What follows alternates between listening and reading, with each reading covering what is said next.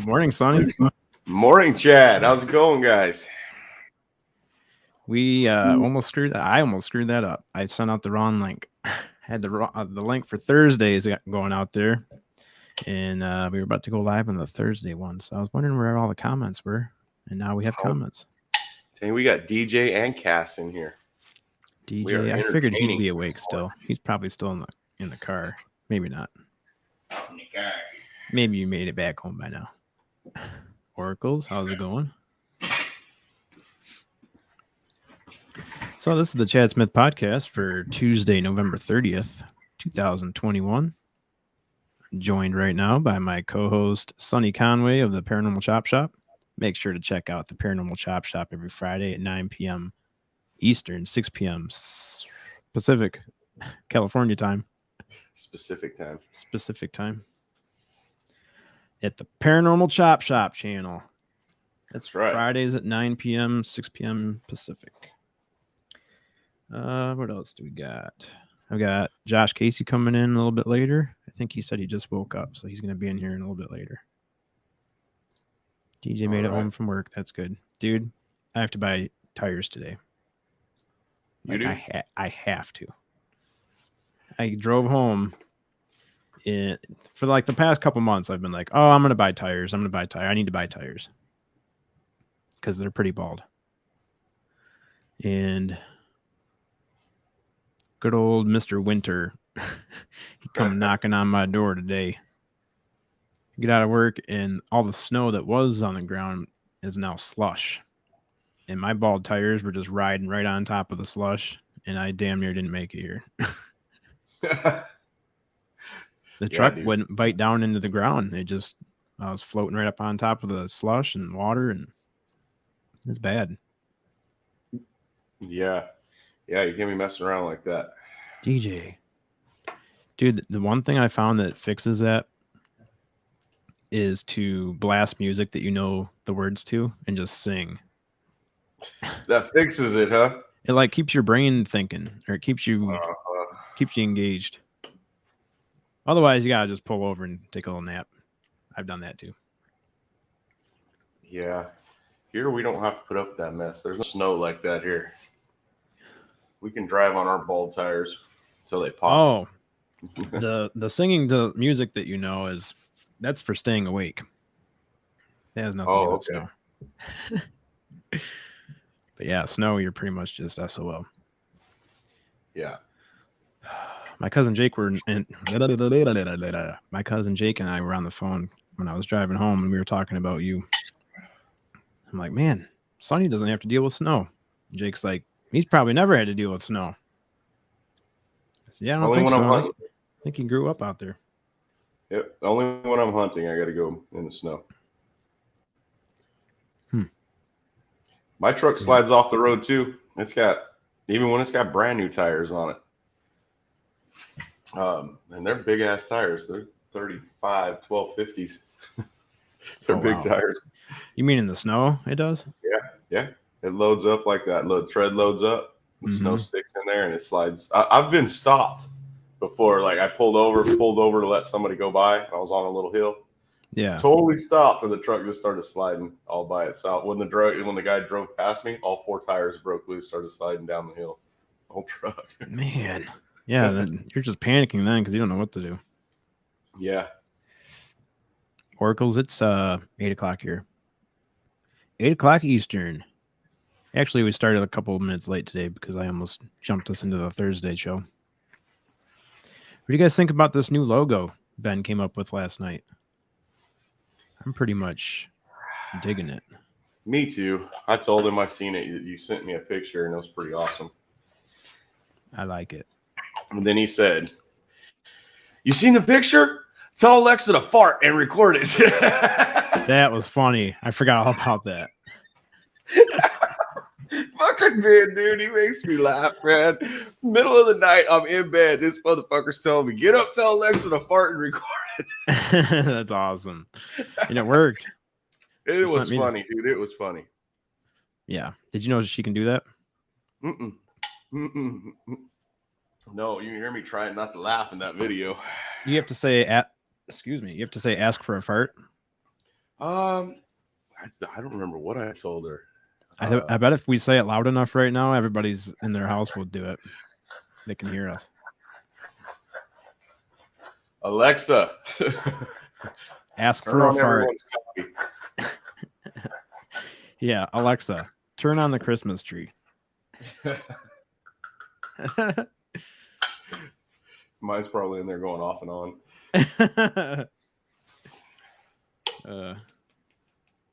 That's funny. She does some cool stuff like that. Another cool thing she does that people probably don't know is if you say, what do you have to say? Arm the guard or something like that. There's a guard.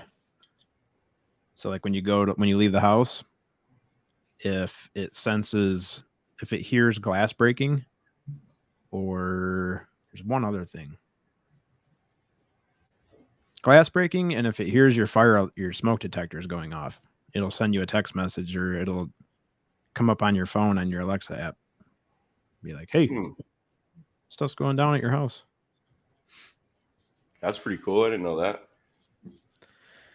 Yeah. I wish it did like all noises because like me, I'm living alone now. So if any noise goes off, well, I guess the furnace would turn it off, or set it off. But I want to know if any noise happens in here. Because without me here, there shouldn't be any noise going on in here. Enough of that noise. Yeah. Man, I don't think Papa Willie's going to make it. He seemed really confident last night.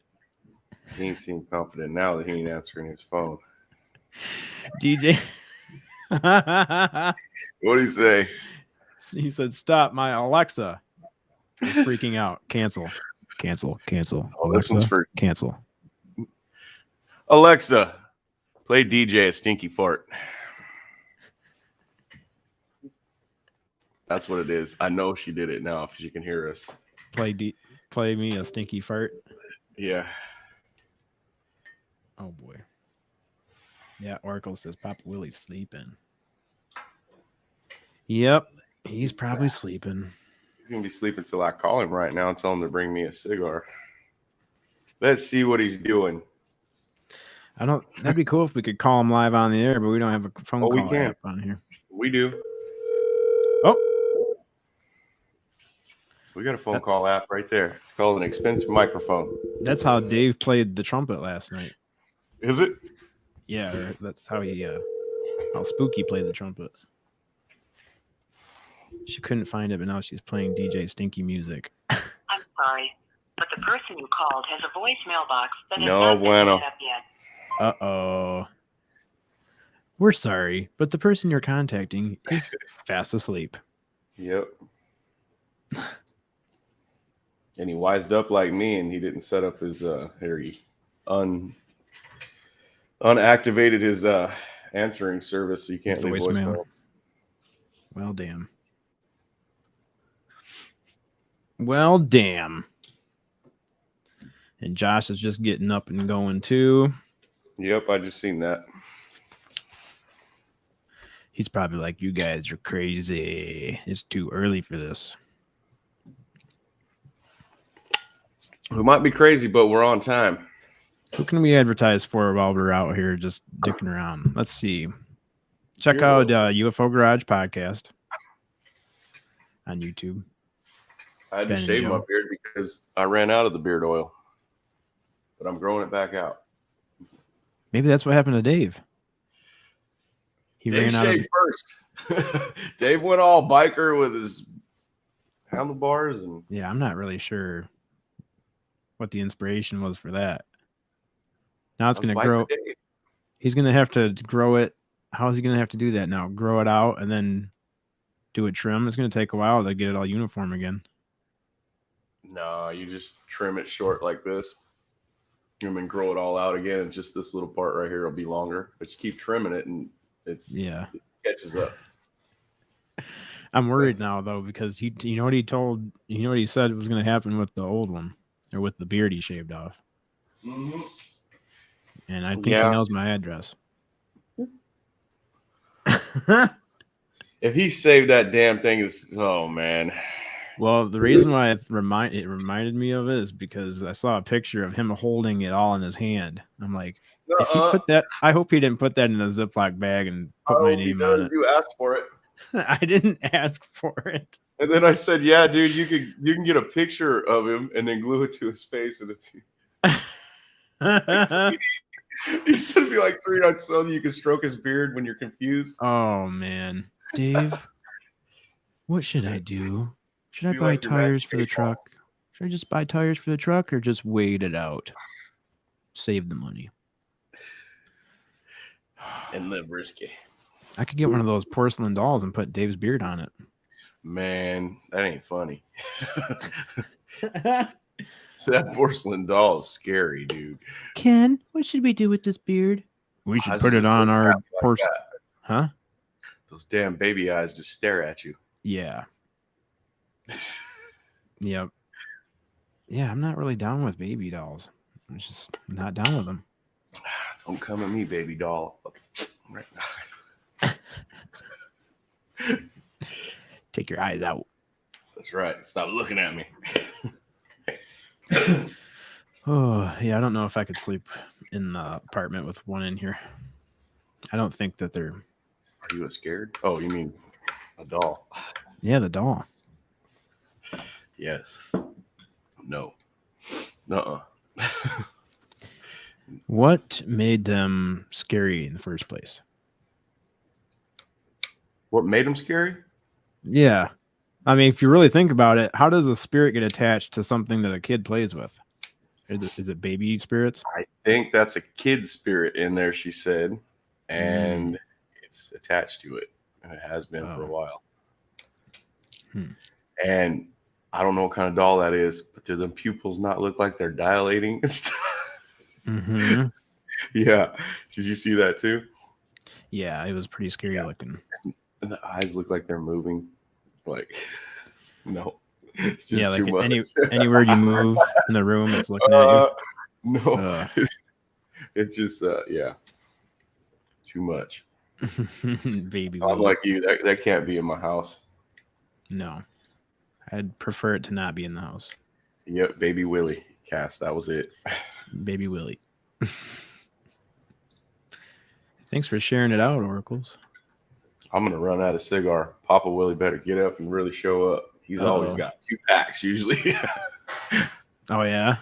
Yeah. Rides around stocked up. Yeah. I called him. Yeah, I think he is definitely asleep. Let's see.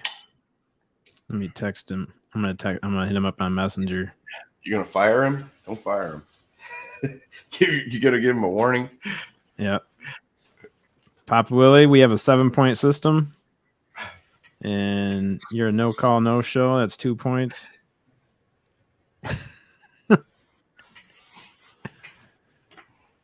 Hey, buddy, we have an attendance policy on the Chad Smith podcast. The whole first hour, the first half hour of the show, Papa Willie's trying to wake your ass up. You better get here. And bring some stogies, cuz. I said, hey, buddy, we have an attendance policy here at the Chad Smith podcast. You now owe us coffee for the whole studio. If we had a studio. One day we're going to have our own studio. I'm going to move to California, or you're not moving to Michigan, but. Hell no, my tires aren't good enough. Nope, that's a fact, Jack. Those tires are $1,600 a set. They're no joke. They're not cheap. Dear God. Yeah, you got to have tall and skinnies out here during the winter months. Damn. Bring in some ass tires and look at that expensive rear end just laying in the floor. Ooh, guys, that's a lot of work. How often does that need to be wrenched on? Oh, every time I break it. Do you take it out to the dunes or anything? Oh, yeah. It goes to the dunes. It goes to the mountains. Pull a fifth wheel with that thing. How far are you from the dunes? With the trailer, it takes me about 3 hours. Without the trailer, 2.5. To get to Glamis? Not to Glamis. No, we go to Pismo. Oh. We go to the beach. Glamis is hot, dude. Glamis is in the desert. We go to the beach.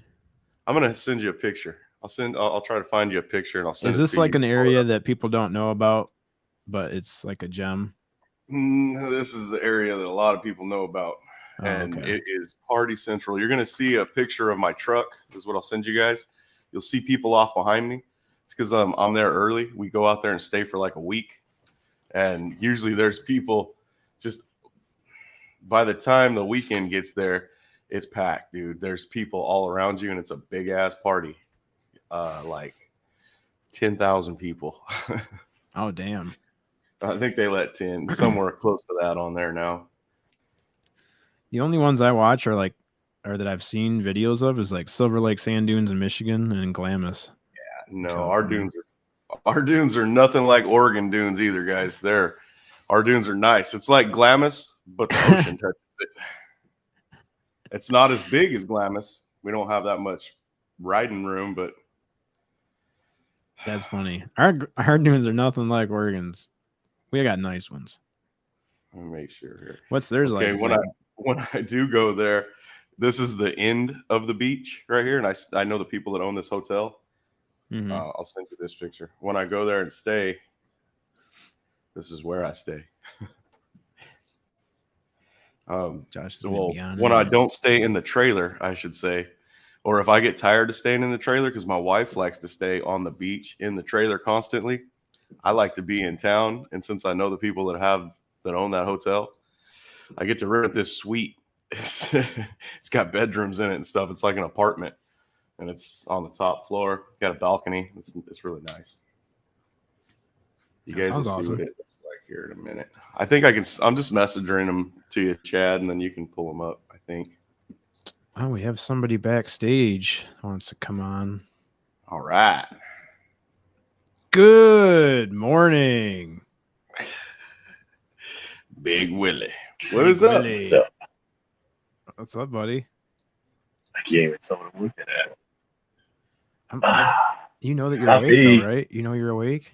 I woke up at like... Wait, what?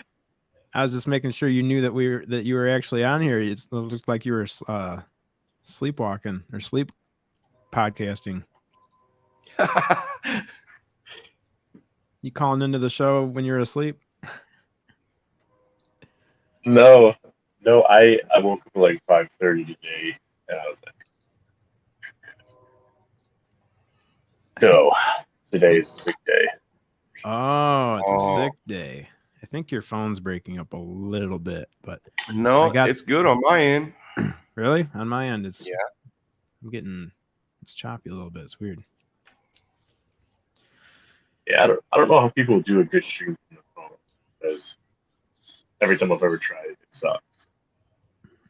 Yeah, it's almost like the mic keeps like going like that. Like it's like muting itself out when you go to talk. Let me try this.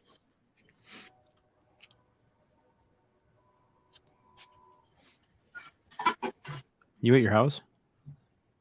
Damn it, I seen the wrong picture.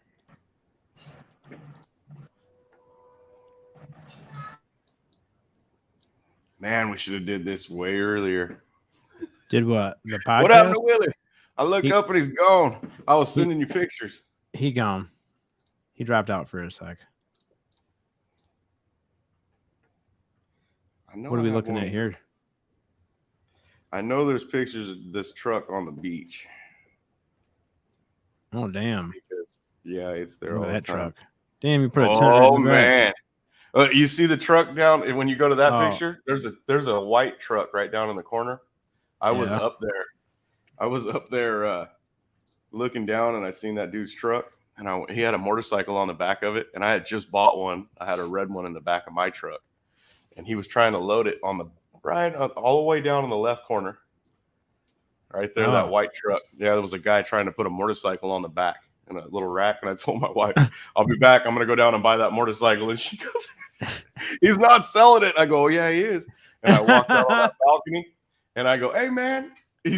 I'm yelling down to that truck right there. I go, hey, man, is that motorcycle for sale? And he goes, And I pulled out like $6,000 out of my pocket and I waved it at him and he goes, maybe. I'll be right down. That's awesome. We might be able to have a conversation. He sold me that bike for $1,200, dude. I brought it home and I sold it for $5,600. Damn. Yeah. That's awesome. That's what I do, though. You know that. He says maybe. Yeah, dude said maybe after he's seen all that money. We might be able to talk about that. Uh-huh. That's awesome. Melissa finally woke up. What is that? Is that this a horse? Is the bike. I'll send you a picture. There's a red motorcycle in the back of the truck. That's in that parking lot. And then there'll be a red and blue one back there, too. It's because I bought them both. Let me pull that was a lot. I spent like $8,000 on that trip. Damn, dude. But when I came home, though, I made 56 back and then another 67 for the other one I bought. So I made close to $1,500 profit or more. That thing is cool. Yeah, there's one of that one in the mountains. I bought that and put it in there. That's what I take when I don't want to take the fifth wheel. What size bed do you have? It's a 6-foot bed, regular bed. I may have to look into something like that. That thing is pretty cool. Big Willie, are you frozen?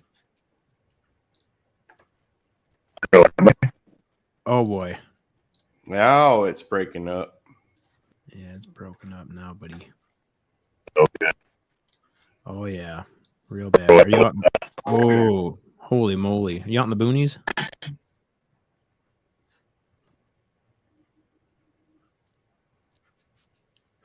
What happened, Willie? I don't think it's his internet. Is it your... Did I do any better? No. It's real bad. That's okay. So just come out and say good morning.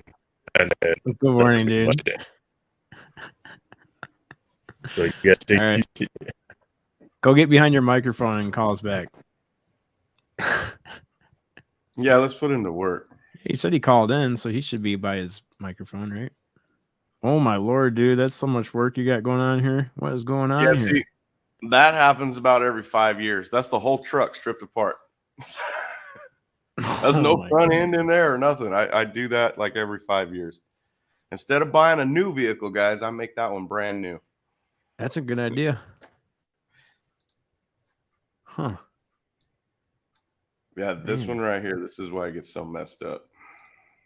Pulling this big-ass fifth wheel. Oh, I see the picture of the bike, motorcycle. Yeah, that's the one bike I had in the back when I went down and bought the other one. I didn't find the two bikes in there. I wonder if I could just do this right here. I think I'm in the wrong stuff. Man. Pull that up, Jamie. Hey, Jamie. All right, let's see. I want to pull this one up and this one up and this one. There's a picture of it in the dunes. All right. This picture right here is a picture of our dunes. That you're sending me? Yeah. There's Sonny's bike in the back of the truck. That's the one I went there to buy. So I bought that one, and then I seen this one, and that this is the one the guy was trying to load in the truck. And nobody loading motorcycles around me unless they're going in my pickup. That's the one I brought home with me. I just got the one with your quad in the front of it. Yeah, that's one of the quads. That's the beach. That's where we go. You see all those people behind us? There'll be a lot more people. They'll be all the way up to us. It's a big ass party, guys, and it's fun. It's so much fun. For all the people that go to Glamis, that's what it's like. It's that kind of party. It's the same thing. It's just not as big as Glamis, and it's a lot cooler because you're on the beach. It doesn't get hot. So Glamis doesn't have a beach? Glamis is a desert. For some reason, I thought it was on the coast, but I'm thinking of Silver Lake sand dunes up here. That's pretty cool. Yeah, the ocean is actually in front of the truck. Way in front of the truck, though. I'm way out on the beach. Oh, this is the ocean right here? Mm-hmm. And you see how, if you zoom in, you see the yellow flags behind us? I mean, the yellow tape. Like, look behind the truck. Oh, yeah, right here. Flag back there. Okay, we roped that off, just like the other people behind us. So no one can get right there. And then the kids can ride out to the right, and our trailers are actually behind it. In front of the truck, I mean. Huh. Yep. And then by the time everyone gets in my camp, we like circle the wagons. So it's like a half moon, and we pull the trailers up like that. So it's a big half a circle. And there'll be like 6 trailers in my camp. And then, yeah, it's very, very fun. It's like, yeah, that sounds like a lot of fun. I used to hate it, dude. Because it's every time I go out there, when I get home, that's usually when I got, that's the other motorcycle I brought home. That little blue one, that little thing is worth so much money. The little blue guy? Yeah, that's a 90. No, that's a 200 TW, the big wheel. It's a fat tire Yamaha. Oh, okay, yeah. But it's not it's a street legal. Yeah, it's a street legal one. That's awesome. Yep, it's worth a lot of money, dude. All your stuff out there is so clean because you don't have. Look at how dirty that garage was, where I had to store all that stuff. Look at all the stuff behind it. Is that not normal? It was such a little tiny garage. Everything was just packed in there. Yeah. I like those gas cans. I've got one of those. I've had that gas can for over 20 years. Like, god damn, it's been like 30 years. I'm old. Holy shit. Yeah, you're not supposed to think about how long you've had things for. I know. Dude, I want this setup right here. This is cool. I might have to look into these. Oh, that's awesome, man. That's what I did. You seen the fifth wheel, right? The picture of the fifth wheel? Yeah. Well, it sucks to drag that fifth wheel all the way to the mountains when I'm just going to go for like 3 days. So in there's an air mattress. It's even got a chandelier with a ceiling fan and lights. What? Oh, dude, heater. A ceiling fan and lights. It's what it's called. Yeah, it's a fan that hooks to the top of your tent, and it's got lights on it. They call it a chandelier with a fan. Nice. Gets hot in our mountains sometimes. And you got an air mattress in there? Big air bed, not an air mattress. There's an air bed in there. What's the difference? Air mattress is like this tall, and an air bed is the size of your bed. Oh, I see. So it takes up like the whole. The top of the bed is actually the window of that tent right there. That's how tall it is. Holy you hell! see my stuff in there, my blankets. I might have to look into that. And those were smaller tires. Oh.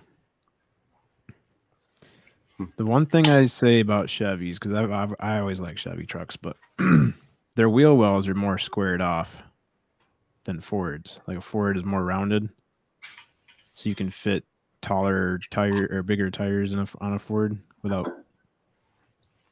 Right there, you got a clip with the bumper. Yeah, that thing's got an expensive lift on it.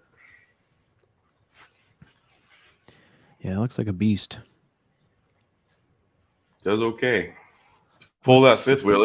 It actually surprises me. That's just a half-ton truck. And I pull that big-ass fifth wheel. There's nothing in my truck, though. Like you've seen the rear end laying on the floor. That's not a Chevy rear end. It's an Eaton Detroit locker.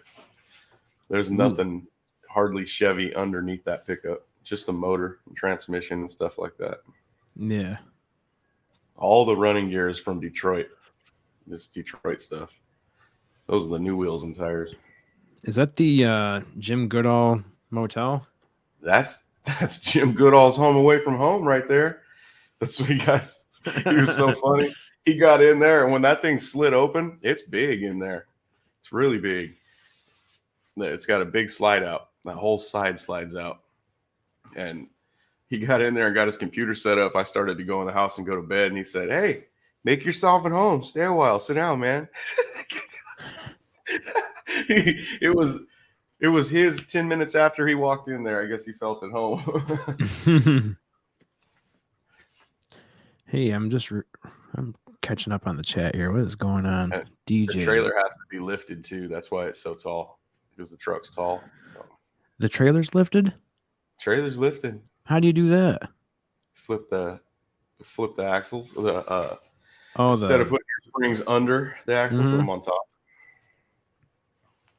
Yeah, I didn't even notice that until you said that. Flip the springs too. Yeah, that's pretty cool. Don't lie, you hold your head. Cool guy. What's going on with Willie? Is he actually sick? Or yeah. He just play hooky? I thought he was just playing hooky and he woke up late or something. All right, take that off, or I'm going to start working on it. I'll have to turn the camera around so you guys can watch me.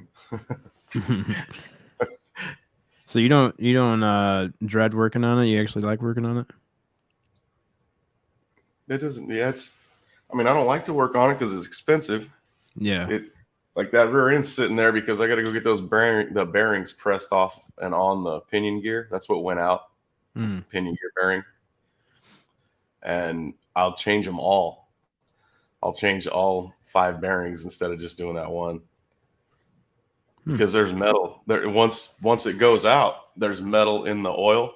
So that oil ran all through the other bearings. So there's little pieces of metal in the other bearings, and they're just going to wear out too.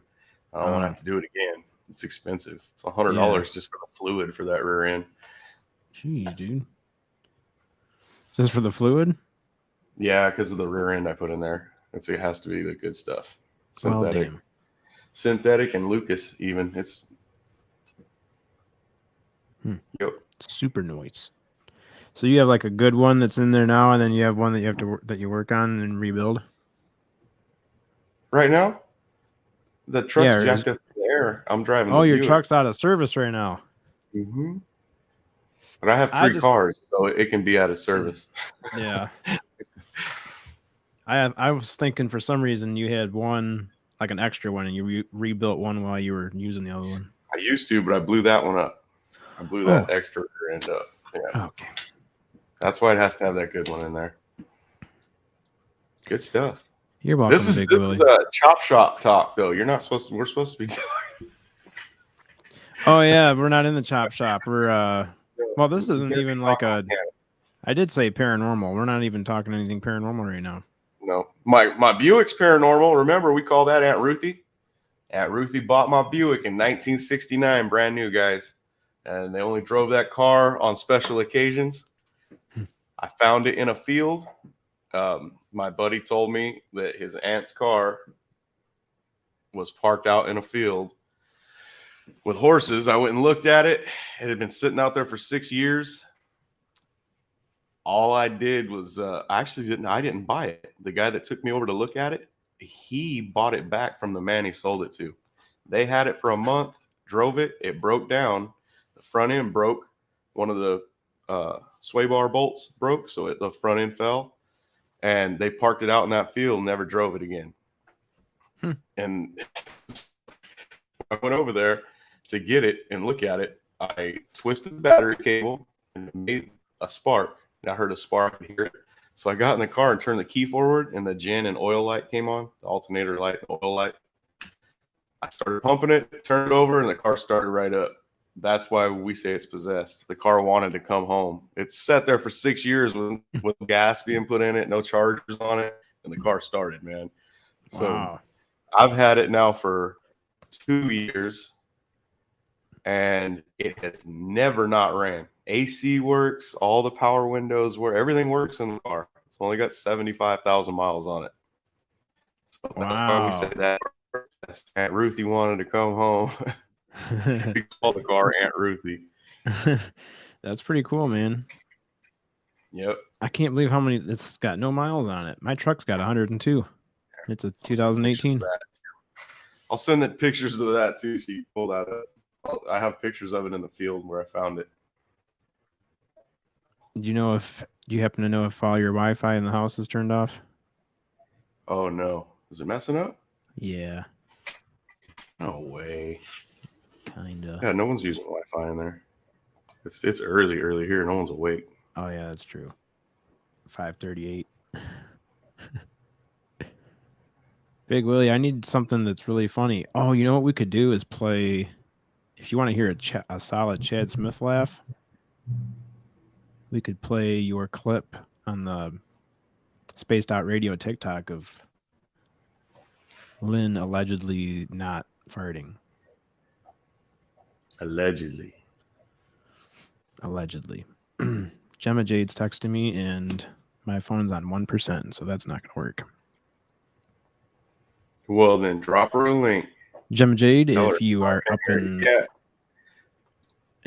Yep. Got to get in here and join the Chad Smith podcast. Yeah, Jim was awesome. Oh, somebody just dropped in. I thought it was Jim. I'm like, damn, that was fast. What's up, Josh? What's up, buddy? He's like, you sons of bitches are up too early. Just wake up a little bit. How's it going? It's going good, man. Now that I'm home. What was that? Y'all got somebody else dropping in? Nope, just you. Oh, shit. We were gonna send the link to Gemma Jade and see if she's awake. I mean, I know she's awake, but see if she's up and at 'em and ready for camera. Oh yeah, I was gonna ask about her. Yeah, sorry, I fell back to sleep real quick. Still waking up a little bit. No problem, man. That's pretty much what this podcast is all about, just waking everybody up. Yeah. It's waking me up right now. I'm still have to sleep myself. What time is it over there, Sonny? 5:39. Damn. I was gonna say Sunday ain't even up yet, is it? Oh, I love it. Everybody on the West Coast is always like, when Dave says, yeah, you got to get on there and listen to the Chad Smith podcast. And everybody's like, dear God, he gets on there early. Yeah. 5 o'clock in the morning. I mean, it's 9 o'clock here. I'm usually up by now. I just stayed up a little bit. I met you last night. Oh, yeah. Let's bring this up. I know, right here. That Melissa said. Remember that Steve Stockton called you a bitch. He called me a bitch on his podcast last night, on his show. Is that what happened? I know you were messing with me, though. This guy, he wants to throw down in between podcasts, I guess. Oh, who's Steve Stockton? Who's Steve Stockton? Because of something you did. I had to cover for What you. did I do? I wasn't even in there. I was asleep. It doesn't matter, son. This was something that happened a couple days ago, I think. I don't know. Cassie might have something. She might know something about it. Hey, Melissa. I don't know Steve. I don't think I've ever talked to him. I'm only getting a little. Huh? I don't even know that name. Who is that? See, Melissa knows. She said it was Sonny. Mm-hmm. Steve Stockton, he's got 13 Past Midnight, and what's the other one? He's got a couple channels. He's probably got 2 or 3 channels. And he looks bigger than me, too, so I ain't fighting with him. Yeah, his one channel's got a lot of subscribers on it. Shit. Oh, Melissa used to be on that channel, didn't she? Missing Persons and Mysteries. Oh, yeah. That's right. Dude, there's a lot of subscribers on that one. Let me see. Missing Persons and Mysteries. Oh, yeah. Oh, man, I had some shit I was wanting to talk about, too. I'm just, my brain is still waking up. I think I wrote something down. 128,000 subscribers. Damn, Steve. That's a lot. Yeah, man. Pulling up his channel. He already called you a bitch. Yeah, that was funny, man. I don't remember how it started. I'm gonna have to go back and listen to that. But apparently, Sonny said, "Oh goddamn, that was me again." Sonny said, let's see, that's why Sonny, because you're replacing Chad like I got replaced. Remember that?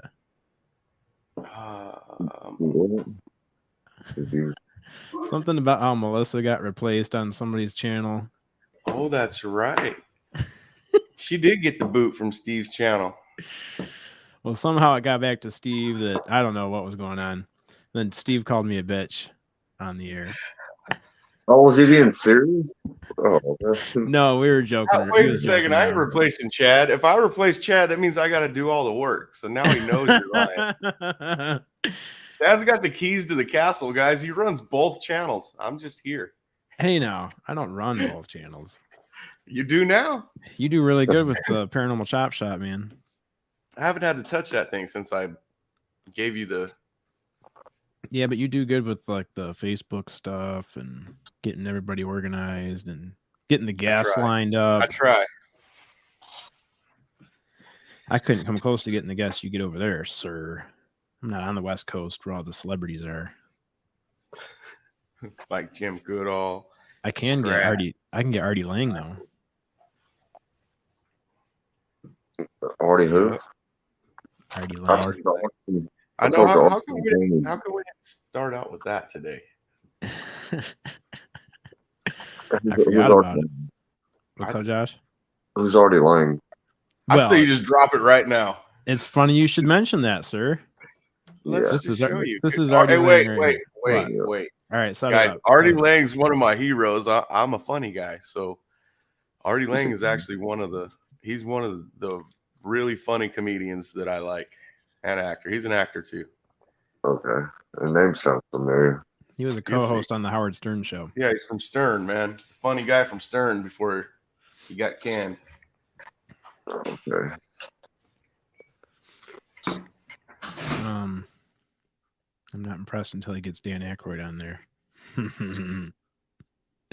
What's up, Big Willie? Oh yeah, Melissa. That's right. Chad got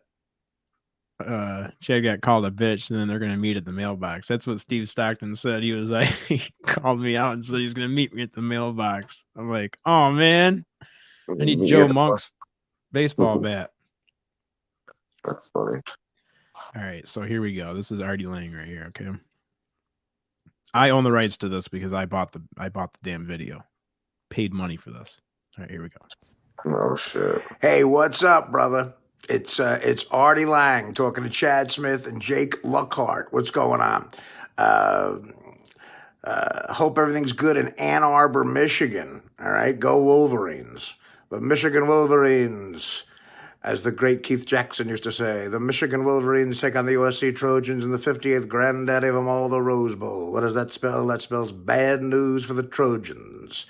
I hope you're Wolverines fans. Go Charles Woodson. Google that. I guess your mics are muted. Thanks for watching me on Rogan. Joe Rogan is a great man. I love Joe. He's very supportive. Okay. He's a good friend. I've known Joe for 25 years. Joe originally hosted Mad TV in 1996. When I was on the show and we did a sketch together where I played his manager and he was a boxer who I'm trying to get to throw a fight. You can see that on YouTube. Me and Joe Rogan boxing Mad TV if you Google it or whatever you young people do. You'll see me and Joe. So I've known Joe a long time. The Joe I know always did very well with women. And here's a Joe Rogan story. We were at a strip club, I think called Spearmint Rhino in Las Vegas around 2004. And Joe was a friend of the Howard Stern show, so he was with us. And, these strippers are all like 10s, and no one can honestly think they're going to do anything with them. But Joe always had that ability. He was single at the time, I'm sure, and everything was fine. So while I'm getting a lap dance next to Joe, Gary Baba Booey Delabate comes in, the producer of the Howard Stern show, and says, I have a party bus with Victoria's Secret models or Playmates, something like that. He goes, so you got to come with me. And I said, okay. And he mentioned a couple of celebrities whose names I won't mention here who were on the bus. It just sounded like a perfect time. Any normal guy who's not that good with strippers would have left. Joe Rogan stayed because I think he had a good shot at fucking one of the strippers. So Joe actually refused to leave to go because I think he had a shot at fucking one of the strippers. I don't know if he did fuck one of them. He was doing very, very well with one of them, better than normal people do with strippers. And this was probably about 15 years ago. Joe's a good man. He's a man's man. He's a throwback. He's a good friend. I forgot he had a potty mouth. And does well with broads.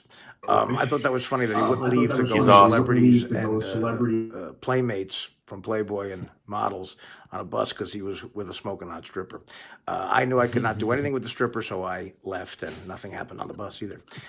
So listen, thanks for being fans.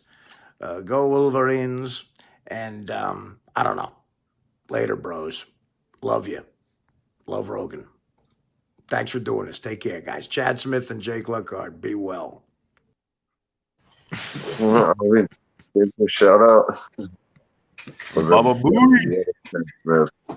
Yeah, he did that for me and my cousin Jake. So wait, how do you know him, or There's a service called Cameo where a bunch of website or a bunch of celebrities are on there. And if you pay money, they'll send you a shout out. He gave me half of that money, Chad. He was sitting in that chair right there when he recorded that video, if you didn't notice. Uh-huh. Hey, I'm over here with my buddy Sonny Conway, all right? If you look, he's sitting in the same chair. Look at this. Who's Jack Luckhart? Jake Luckhart. Jake Luckhart. Oh yeah, he changed his name to Jake Smith so that Dave. That's Scott the one you were telling me about. Yep. That's Same my cousin. Guy. He's a good guy. He's gonna hop on with us one of these times. I got his microphone over here sitting in my living room. I do recognize that guy actually. As soon as I saw him, I recognized him. Melissa. What happened to his nose? He parties hard. He did party really hard, Melissa, and then hard. I think he didn't pay a debt or a few, and they caught up to him and they stomped his ass. That's really what happened. That's why his nose is like that. The city used to box. I've had my nose broken a few times, but he was. What?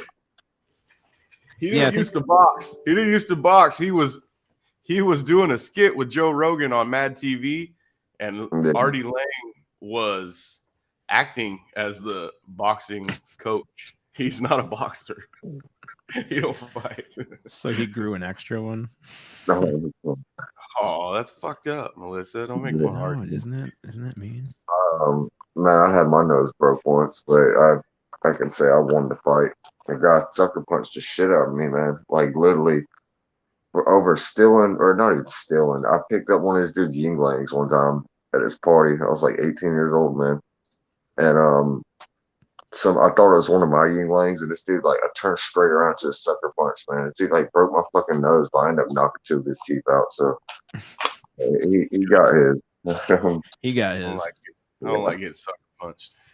Yeah, that's what I'm saying. Like, sucker punching, that's a bitch move to me, to be honest. But, yeah, he hit me first, but I got the last hit. And I'm not a violent person. I'm not trying to brag or sound like that. Well, I didn't say I didn't like the sucker punch. If they're the size of Big Willie, they're getting sucker punched. Getting punched hard. Fucking Superman sucker punched if I could pull it off if they're that big. Spaced Out Radio. He's got 70 followers now on TikTok. Oh, man. Hey guys, go check out Spaced Out Radio's TikTok. He needs some followers on there. Okay, he's following 41. He's got 70. But here's the video we need to see this. Can you guys see it? Oh yeah, you can see it.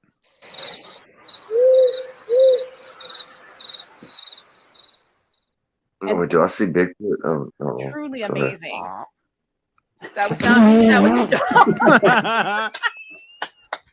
Dude, look at that's part of the night right there, Lulu. Right where you don't want Hold on, let me go back. Poor Lynn, dude. She's never gonna live it down. It's amazing to me, like truly amazing. That was not. That's part of the night right there, Lulu. Right where you don't want I tell you what, she's right here. I love Willie, dude. Look at He's crying. You can tell if he's completely asleep too. It's great. The moment, the fact that the universe led up to that moment. There it is, right there. Ooh. Don't take that part down. Really lost it. Oh my god, that was so funny. And what's amazing to me, like truly amazing, that was not amazing to me, like truly amazing. That was not. What's amazing to me, truly amazing. That was pretty good. Oh no.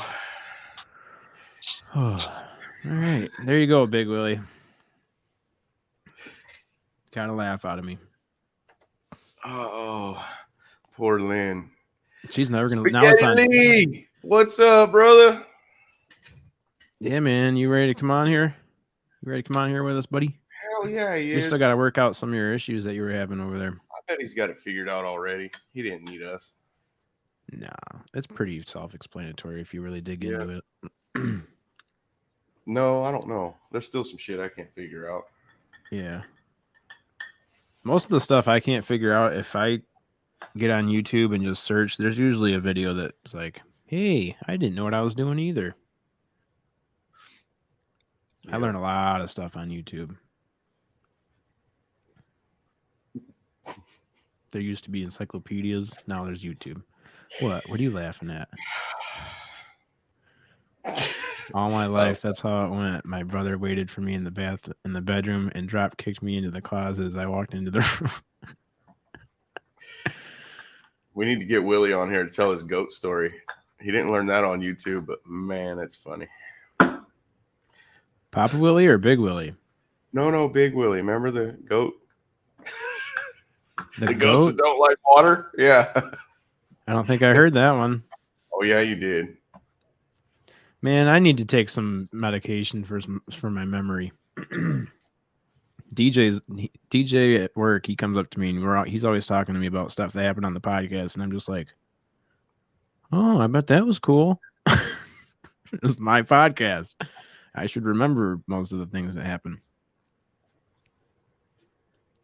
So did my stream come back? I went and checked it and nothing. There's nothing on here, but I got good signal. I don't know why I had a bad. Oh yeah, you're a lot better now. Clear. I don't know why.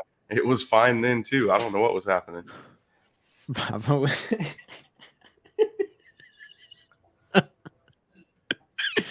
There aren't any stories about me and goats. You don't get your ass over here with with some stogies. There will be. I'll start making shit up then.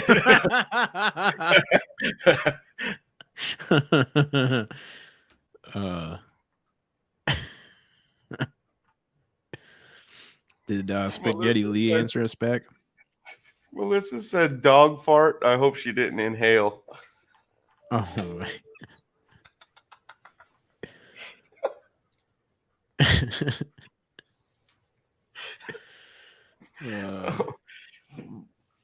Poor Lynn. That's going to be on Spaced Out Radio, TikTok, and my channel now. It's just too much. It's never leaving the internet. Oh, that was funny. Let's hear what Big Willie did to the goat. Yeah, I'd like to hear that.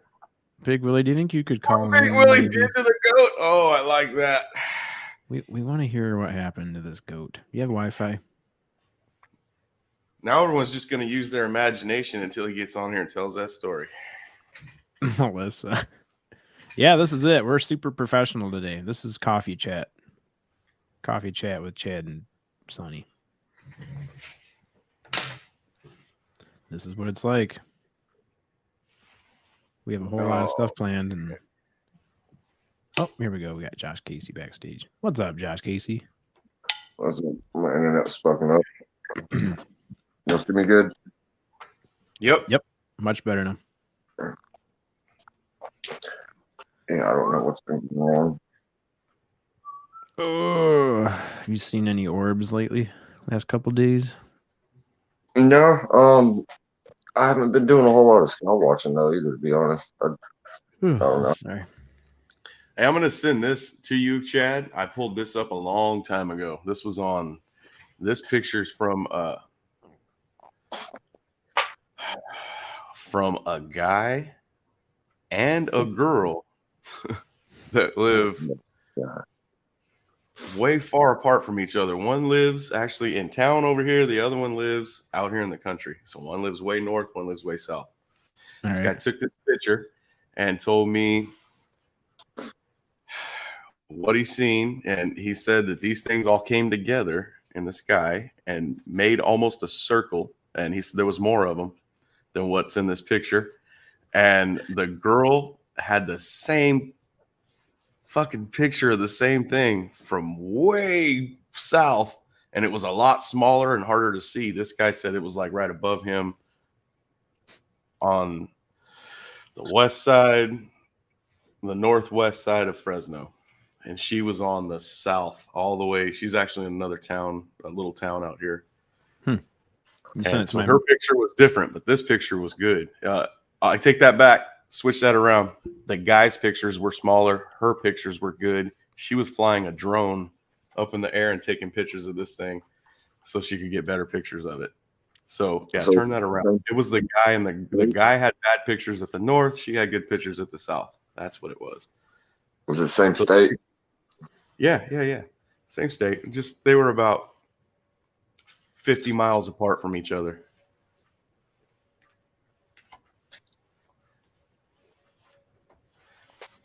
But I don't know what the hell this is. You'll see when they pull it up. And this picture was taken from her drone and then the pictures I was seeing from his phone were really small, but it was the same exact thing.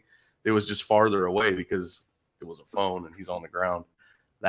Those things weren't together, and then they all came together and made that circle. And yeah, that reminds me of some of those videos we were just watching of our next potential guest, Chad. Can't remember his name. Does that guy on the channel? Michael Hill. Yeah. Yeah, he had some crazy ass videos like that. I'm hoping we can get him on the channel. Is he the one that just interviewed? Oh, no, never mind. I'm not supposed to say that. All right. We'll forget about that. I don't think it's Bobby's the same in guy. here. Hey, Bobby. Yeah, Bobby said that she's on the run, but she wondered if we saw the CE5 event on the 4th. Nope. I didn't see that. Was it like December 4th? It's coming up? Or was it on the 4th of November? I need to talk to Big Willie about... Hey, how come when that guy asked us if we wanted to do that, how come everybody else has to pay to do it? Well, people were asking me, you're going to pay to do that? I was like, oh, hell no. I ain't paying. Yeah. They offered that to me for free, but then I told them I was bringing Chad along. I had no idea that you're supposed to pay. That's for like the people that get together to do the big groups and shit. Like I've already been proven that you don't need to pay or use an app or meditate or anything. I mean, if it helps some people, it helps. But I've seen them pop up with somebody praying. So I guess it works different. Buddy, I don't know. They usually just pop up randomly for me, to be honest. So it's kind of like somebody that has the ability, kind of like Chris does, but then they charge for it. I've also heard people think about like if, like in groups, as long as everybody's got a good frequency. But they also say the whole thing about one bad apple can spoil a bunch. But there's something, I think it's like it might be the first Thursday or first Saturday of every month or something like that. It's supposed to be like an annual CE5 type thing. That might be what Sonny's talking about. Oh, okay. I don't know. I got an invite. It wasn't from like the internet. This is from a text message from a person that I know. And yeah. And when I said something about it had something to do with Dr. Greer, that's when people put in the chat, like, are you paying for that? And I was like, no, I ain't paying for that. If anything, Greer will be paying me and Chad to do this. We're not paying him. Steven, do you even know who we are? Have you? I know. He's like, no. You might be a doctor. Stephen Greer might be a doctor, but me and Chad are doctor scientists. That's right. I got a certificate coming in the mail to prove it. Oh yeah, I need to get one of those Mad Doctor Scientist certificates, man. Mm-hmm. I need to get a UFO garage hoodie on top of that, man. I'm gonna talk to Ben about getting me one. I think people just pay Stephen Greer like whenever they actually meet up with him, like wherever it is that he's at. But I'm not. You guys can come in North Carolina for free, and we'll go visit my friend and hopefully go have an experience. That's what's up. That'd be cool. Chad goes there. I might have to fly there. I think it takes me like 12 hours just to get there on a plane. On a plane? Yeah, because you got to land and switch and land. My daughter lived there, so she would come home. She came home a bunch of times and went back. It takes like 12 hours. Well, you and Spooky and all the other West Coasters can join me and Big Willie, and then we'll all head out there. Just tell Willie to swing by here and pick me up in the van. There you go. Or Melissa. Big van. Man. Well, Melissa oh, I've got that picture. Don't pull that one up. Not that one. Okay. I got the one that she sent me. I forgot Melissa's in North Carolina too. The one I doctored up is so funny. You said that so fast. You got that out so fast. Don't pull that one up. We don't want her beating on us. Beating on what? I gotta pull up the picture that she sent me though. It's pretty funny. There it is. Okay. Yeah, if I could just make this take a little bit longer, that'd be great. Yep. Messing stuff up over there. Yep. Don't shut it off again. Oh, that'd be, yeah, I did that already. He likes to do that. He goes to close a window and he turns the whole StreamYard off. Oh, that's the one with her head out. You got to show the one where I put her, that you fixed. The van. Yeah. Oh my God, so much work. Oh, you might not have that one without it. I think I have the one that you're thinking of. I think I know I have the one that you're thinking of. Okay. She's all nervous. Hey, Chad, after this, see if you can bring up those orb videos from Michael Lee Hill that I sent you the other day. If we don't get flagged for that. You sent them to me on Messenger? No, but I can't. Actually, yeah, I did send it to you on Messenger. It was a couple nights ago. Sonny, the one I'm looking for is so... That's okay. I can't find it. I'm supposed to be getting in contact with that guy here soon. I'm hoping to get him on the phone. Drop it to you. Oh, I got it. This is the one that you made that you did a little editing job. I think I made one and put a steering wheel in front of her too. I just never sent it back. Sorry, Melissa.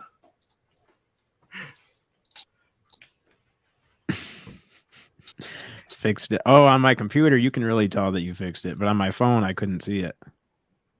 I couldn't see the difference. Looks pretty good, man. I had to cut a hole in that van and then repaint it on there just to get her big old head in there.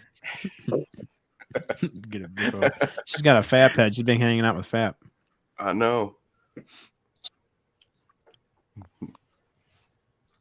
I drive with my mind.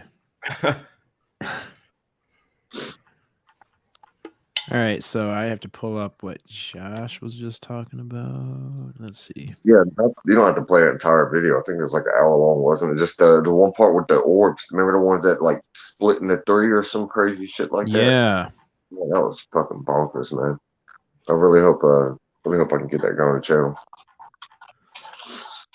My God, we send a lot of messages. Is it this one? Michael Lee Hill, mass UFO sighting. Yeah. It started out something on the History Channel. It was just started out. It was the news article part of it where the orb splits into three. Oh no, I didn't want to do that. Hold on. How could I have to shut the comments off, man? It's like reading the funnies. The X-rated version. Yeah, and I'm not getting to see any of it because I'm over here pulling. What are they talking about over here? Nothing. I'll have to go back and read it later. I don't ever read the comments. Put it under the... Yeah, that's why we give good interviews, because we're not watching the comments, man. Oh, I think it was closer towards the beginning. I don't remember if what are we looking at now? This guy at Barbara I'm supposed to be talking to him sometime here soon. I'm hoping to get him on the channel. His name is Michael Lee Hill. He's an Anunnaki guy. Yeah. I think he's been on Brian's channel as well. Brian from Pork and Beans that we had on the other day. Yeah. Barbara Jean Lindsay's interviewed him though. He's one of those like really frequent orb sighting guys, kind of like Chris. Oh, that's a trip right there. Yeah, see, it was one, now it's two. Yeah, wait till you see the one that splits off though. That one is the part where it was actually on the news. I think it's coming up right here. I was scrolling through there and saw it. I think it's this part right here. It splits into 4. I mean, the one that was dropping down. It was dropping, and then they stopped. Remember, 3. It was like might have been 1. It split into 3, and they were dropping down, and they all stopped in one spot. I think that was closer towards the beginning. Yeah, it was. It was closer towards the beginning of it, like within the first 5 minutes, I believe. That's swamp gas. Yeah, that's what that is, dude. That's what they say it is. Now that one right there, the straight ones, that was the satellites. Go forward a little bit more. I mean, backwards a little bit more. I think it was that. Yeah, those are the 3 right there that stopped. Oh yeah. It's when they're dropping. They start off with 1. It's a little bit before that. I think as long as I don't play the audio, I won't get flagged. I think. It's right before this. Yeah, there it is, right there. And they played it right at the beginning.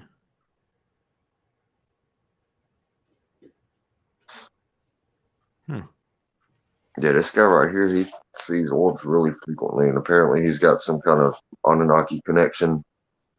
I told Barbara about the whole the Anunnaki guy, and she felt compelled to get me in contact with the guy. So yeah, this is the video right here. It trips me out.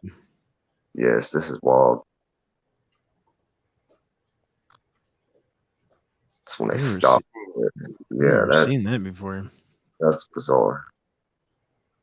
And they all stop and just hover in one spot. If they wouldn't have stopped, I would have thought, it could be anything, flare or something. But the fact that they just stop in one spot like that, and that right there, that's, I don't know. This dude's got so many sightings too, and that's weird too that they're flashing. If I'm not mistaken, he kind of senses them coming too, just like Chris. Wonder what happens if you put 2 people like that together, like him and Chris together. Oh man, yeah, good idea. That one where they're in a straight line. Mm-hmm. That one was Elon Musk's Starlink satellites. Well, this video right here, I think is like 10 years old. Oh, is it? Yeah, I just older. Got one where it showed him coming over the house, and that looked just like what we've seen recently. And they said that's what that was. That where they were straight. No, that's the Phoenix Lights. Yeah, that's different. Yeah, dude, that's 2013. Elon Musk's satellites, you can barely even see them. I mean, they look like stars. I watched them. No, I mean when they first launched them, they were in a straight line, and you could see them good. And then they split off and went where they were supposed to go. And stayed in orbit. He had like a convoy of satellites in space that he launched. Yeah, like this right here. Yeah, that's what I'm talking about. Yep, that's what they look like, man. I've seen that. Amazing. I've seen that. Yeah, those things followed each other, and then when they got to where they were supposed to be over certain parts of the states, they branch off, and then that's where they'll stay, and then they'll just orbit that spot. But right now, they're on their way to their positioning. This was right after he launched them. And got because they're in a cluster when they first launched. They're all smashed together in a cluster. And then they just got them in a. It's just nuts. I wonder what the distance is between them, because look how close some of them are. Like they're going to run into. Oh, I know. Yeah, but they're probably that's probably like. Yeah, like these 2 600, 1,000 yards apart. Right. They just look so close to us. Yeah, those two. Those two were like, "Hey, buddy, we're too close." Uh-huh. Yeah, man. They don't look like that because this camera is like the exposure looks like it's blown way up. But I've had them fly right over top of me before. That's and the one that I've seen before. That is so cool. Yep, that's what they look like. What it was, that would trip somebody out if they had no idea what Starlink was. How do they get this to work on a flat Earth, though? That's why it's a straight line. It don't look curved. Oh, okay, that explains it. And if they were too far up there, they would hit the top of the dome. That's why they got to be so low. That's why they're so low. Yeah. What you got to know is that half of those go into Antarctica and the hollow Earth, and they orbit around inside the Earth as well. Yep, that's right. That explains all of it. Hey, we didn't say your name. You're the one that's starting. What are you talking about? We didn't say your name. Hollow Earthers got to have their Wi-Fi too, guys. Hey, you still need internet on a flat Earth, hollow Earth. NASA found out I was talking to Willie, and they don't even let me on their channel no more. 73 miles up seems to be the cap of the dome. This chat's cracking you up today, man. I'm jealous. I need to go back through here and read it, but I'll just be staring here for a minute. What are you guys talking about? Don't be reading chat. All right, I'm done reading chat. I don't ever read the chat, but I'm about to now, just because I'm a little curious. We still having Dan Aykroyd on this morning? Yeah, this is Dan Aykroyd. Okay, I got Clear Skull. What's his company? Crystal Skull Vodka. Crystal Skull Vodka. Hey, that's something we could talk about, man. The Crystal Skulls. I was researching them a little bit the other day. Well, what can you tell us about the Crystal Skulls, Josh? They're bizarre shit. I know that. I think there's 12 or 13 of them or some shit. They're scattered around the world, like different continents and shit. There's some like controversy over whether they're legitimate or not. But the thing is, nobody can really figure out how they were created. They're so perfect. There's no chisel marks or like anything on them, and they don't even have the technology today to make something like that. Can you pull up some pictures of them? I was just gonna pull this up right here. This is that's one of them, I think. Well, this is the Einstein, the Crystal Skull. This is what Jimmy Church is always talking about. That's one of them. This is like one of the ones that people model their skulls off of. Like this is one of the original ones. 33 pounds. Yeah, I know. There's one of them that this woman has that's been passed down through her family for generations, and she keeps it in her closet. And apparently, it's got healing properties. Like people have gone over and actually been healed of shit. Mm-hmm. But this lady she talks about, she hears like it talks to her. Literally, she'll hear telepathic communications from it. Oh, that's cool. Have you ever seen there was an Indiana Jones movie about the Kingdom of the Crystal Skulls or some shit? That's what it's talking about. It says many years ago, the Crystal Skull Einstein had been examined and determined to be ancient by the father of Crystal Skull research, F.R. Nick Nocerino, and the former Crystal Skull Society International. Wow, I want to work for them. Einstein shares uncanny similarities with other ancient crystal skulls. The elongated, oval-shaped temples are almost identical to the ancient amethyst crystal skull known as AMI. We got to look that up. And the Mayan crystal skull. Let's look that one up. One of them is a jaw that is it's like it opens and closes. I can't think of the word right now. My brain is still half asleep. Oh, it actually functions? Like the mouth, like literally it's not detachable. I can't think of the word right now, but the jaw is still completely attached, but like it opens and closes. And I mean, so it's hinged. Is that what you're thinking of? It's hinged. The jaw's still hinged, but it moves. Yeah, literally just opens and closes like a real jawbone, pretty much. It's crazy. If you can pull up the pictures, they all look different. Yeah, see how this one has like more elongated skull, like the well, we're not like that. Our skulls aren't elongated like that. They're more round, right? I wonder how much it would cost to get a FAP crystal skull. FAP crystal skull? Yeah, how big would that one be? I don't know. The other one was 33 pounds, and that was the largest one. And this is only 8 pounds, so I'm sure the 33... Yeah, you could just name the original one, the 33-pound one, FAP. FAP the crystal skull. I don't know what the one is called that the lady claims talks to her from a closet. I heard some crazy ass stories about that one. Let's see. She named it and everything. Let's see if I can find the article about it. I don't think she named it. I think it told her its name or some crazy shit like that. But it's actually like stories about people going over there and being healed. Texas woman Joanne Parks. Yeah, that sounds like her. Here we go. Here we go right here. Chrome, boom. There he is right there. His name's Max. He's made of clear quartz and was discovered nearly 100 years ago in the Mayan tomb in Guatemala. Max is believed to be between 5,000 and 36,000 years old. An ancient legend has it that Max is one of 13 life-size skulls that exist around the world, and is also known for partly inspiring the crystal skull in the most recent Indiana Jones film, according to his keeper, Joanne Parks. She talked about it communicating with her. Yeah, and there's a lot of theories that ETs put these skulls around the planet. So the first time I sat down with him, I went into a trance state. I don't know what happened after that.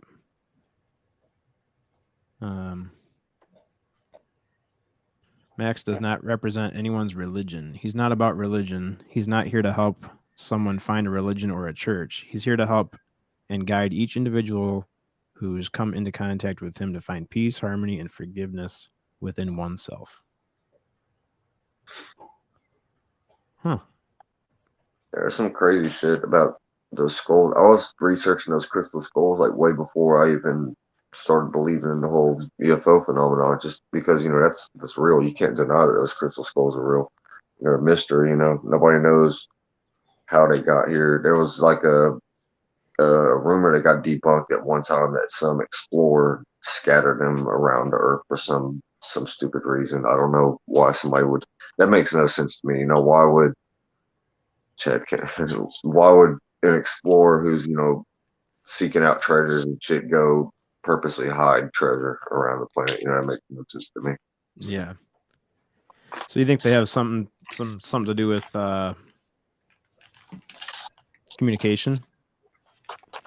Yeah, definitely. I think the more I've dug into them, I think ETs put them here. I really do, especially how old they are. Originally, people were thinking they weren't that old, but now I don't know. I guess they've dated them now. I found that they're a lot more older than what people originally thought they were. Well, because you can't carve them, right? They have to be polished into that shape. Yeah, there's no chisel marks. There's no like scruffs or anything. Like they're just perfect. They don't even have the technology today to replicate how perfect those skulls are. The one with the jaw that opens and closes. That was even more of a mystery. And I need to research more on those skulls, to be honest. I don't know enough to be, acting like I know about them. I just know that there's a lot of mystery behind them. And it's real fascinating. Big Willie says, let's dig into the idea of an alien species running things for thousands of years undercover here on Earth. What are the gentleman's thoughts? Alien species running things for thousands of years undercover. Now, Big Willie, when you say undercover, do you mean Hollow Earth undercover? Or do you mean like they've always been here and running the governments?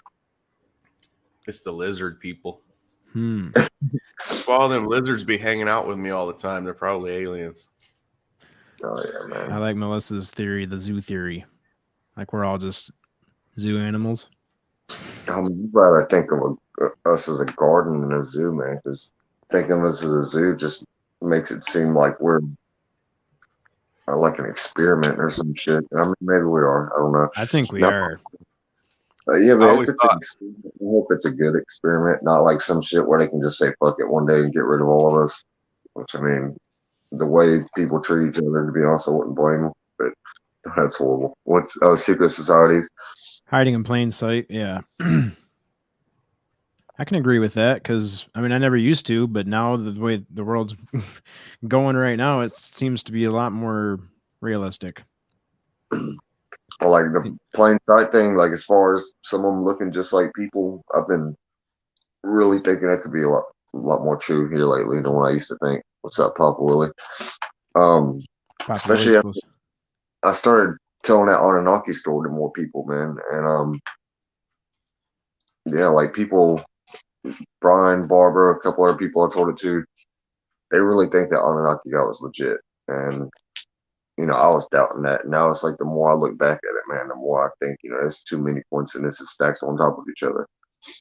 Did I ever tell you guys about Chad? That's about I know I told Sonny about Chris Bledsoe Jr. contacted me back afterwards with the damn. That's right. I told so. Just recently. No, this was right after the whole Anunnaki thing happened. I gave you guys like a brief. Or I told Sonny about it better, but you think should I just go over the whole Anunnaki thing real quick? Yes.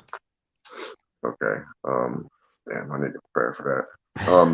Let me get something to drink real quick, to be honest. Go ahead, man. I'm gonna read all these comments. Yeah. Wait, Eddie Haskell's gonna be on the podcast, just so everyone knows. Well, when is that? Yeah, my friend had to look at the calendar.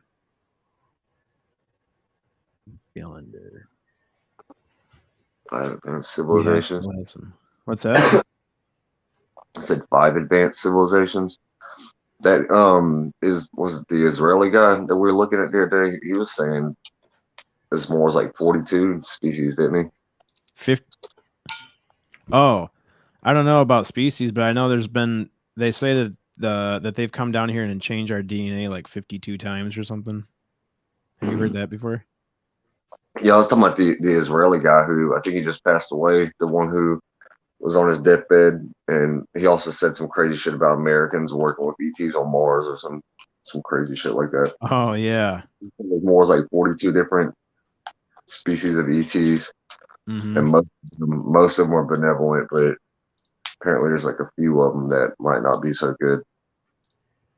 But, yeah, it kind of goes back to that 80-20 maybe that we were talking about, the 80-20 rule. It's more natural. 2 caps of NyQuil. Do what?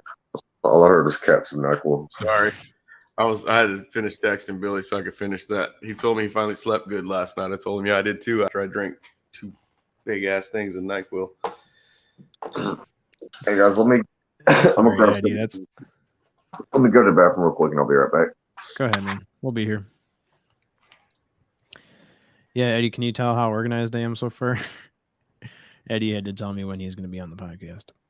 Eddie Haskell will be on December 9th at 8 o'clock a.m. Sharp. December 9th. Yep, it's coming up. That's going to be a fun one. Eddie Haskell has had some stuff happen in his life. A lot of cool stuff. I'm still getting used to like what I can say and what I can't say, so I'm just going to go ahead and say nothing because I'm not sure what in that email. I have to look back to the email and see what I'm allowed to say because there's stuff I'm not allowed to say, and I just really want to make sure I don't say anything. So I get it. He's going to be on the podcast December 9th. You guys are going to want to hear that one. Man. Spaghetti Lee says, advanced geometry, engineering, primitive people can't do that. That's right. Yep, these are my regular hours. Me and Sonny are on here Tuesdays and Thursdays at 8 o'clock Eastern, 6 o'clock Pacific, or California time. And on Paranormal Chop Shop on Fridays at 6 o'clock p.m. Pacific time. Pacific Standard Time. 9 o'clock over here Eastern. Yep, we're on before Dave Scott. So check out Dave Scott too. I'm sure you guys follow him, but Dave Scott at Spaced Out Radio on basically every day at midnight Eastern, 9 o'clock Pacific. Who else are we gonna have on today? Where's Papa Willie? He's in here. He must be on his way, right? He's on his way. He's getting his kids ready for school. Oh, okay. He'll come in late. He'll be here the last hour. Cool. And we saw Bobby in here earlier. She said she was out running around doing stuff. You know who's not in here is my mom. I haven't seen her in here yet. She's not awake. Ma!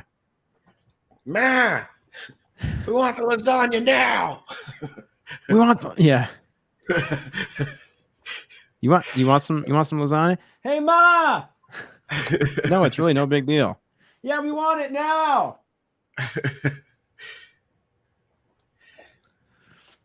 What is that from? That's from Wedding Crashers.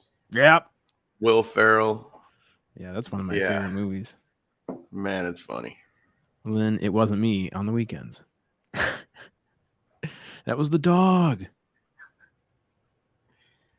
Poor Lynn. She's never gonna live that down. Have you got to talk with Spaghetti Lee yet? Or was that just us hanging out in chat? That was me and Big Willie. And you're gonna he came on. I think I was on here. He's a good guy. That's a good guy. Hey, that guy right there, that Spaghetti Lee, he's a good guy. He's a real good guy. Yep, he is. He's one of those. And I told you he sounds like the other half of my family because I'm half Indian and half Italian.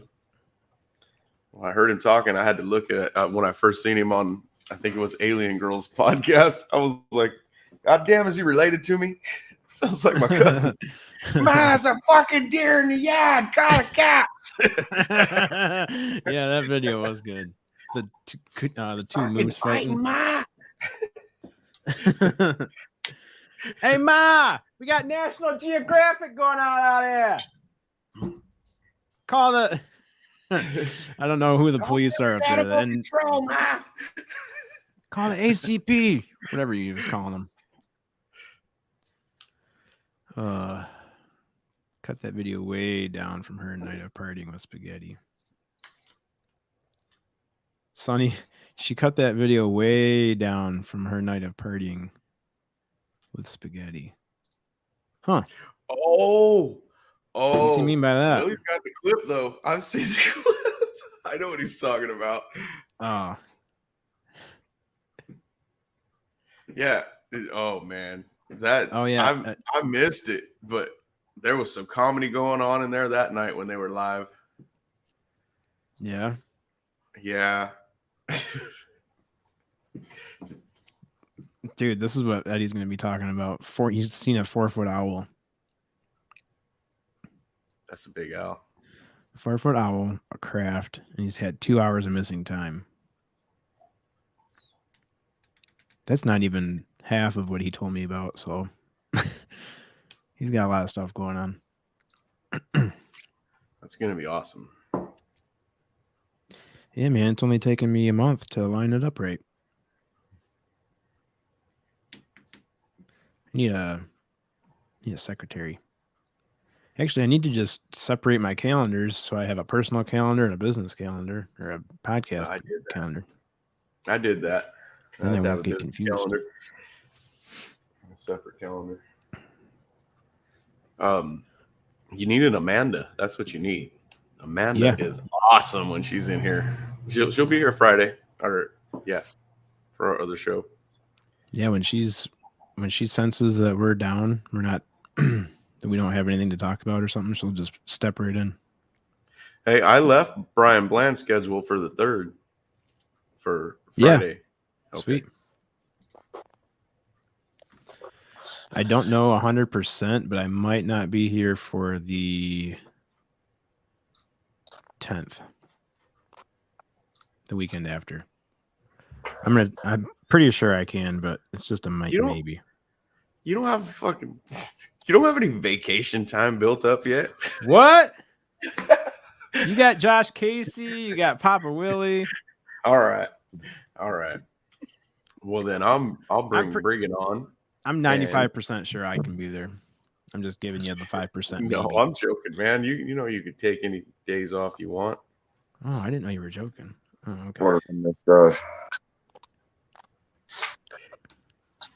Watch the one you just sent me. What'd you send me? I didn't get anything from you. Messenger it to him. Get anything from you, Melissa. She said she tagged me on Facebook. Dear God, how do I get on there? Facebook. She tagged me. This is where he kicks us off. Yep, this is where I lose control of the internet. Yep.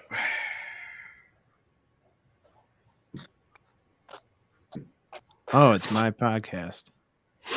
Oh, no. I don't know why, guys, but I woke up this morning craving chicken parmesan, so that's what I got on the stove right now. Chicken parmesan? Yes, in the morning. That is random. That is Italian right there. That is straight up Italian, man. Yeah, it's my favorite, man.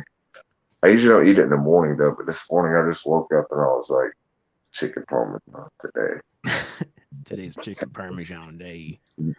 I think I ate about a half a pound of spaghetti last night for dinner. Melissa, I can't. Well, we're not monetized, so we're gonna take advantage of this and play it right now, I think. Okay. What'd she send you? I'll have to remember to take this down when we do become monetized. This is funny though. Are you ready? Oh, I've seen this. What the fuck? Is that a fucking cat? Hey, don't fucking look at me like that. That's a weird looking fucking cat. Outside. I don't want to start in a fight with Lucy. Lucy, it's okay. It's okay, Lucy. Don't worry about it. Hey, Ma, there's a weird fucking stray cat outside. It looks like grandma, the fucking thing. Hey, get the fuck out of here. I don't even know if that's a fucking cat. That's a real cat. Motherfucker. Hey, no. Less money than Elon, you should probably watch. Oh man. Hey, Ma! That dude, they just put that guy's voice on all kinds of videos. You remember the Moose video that I sent you guys?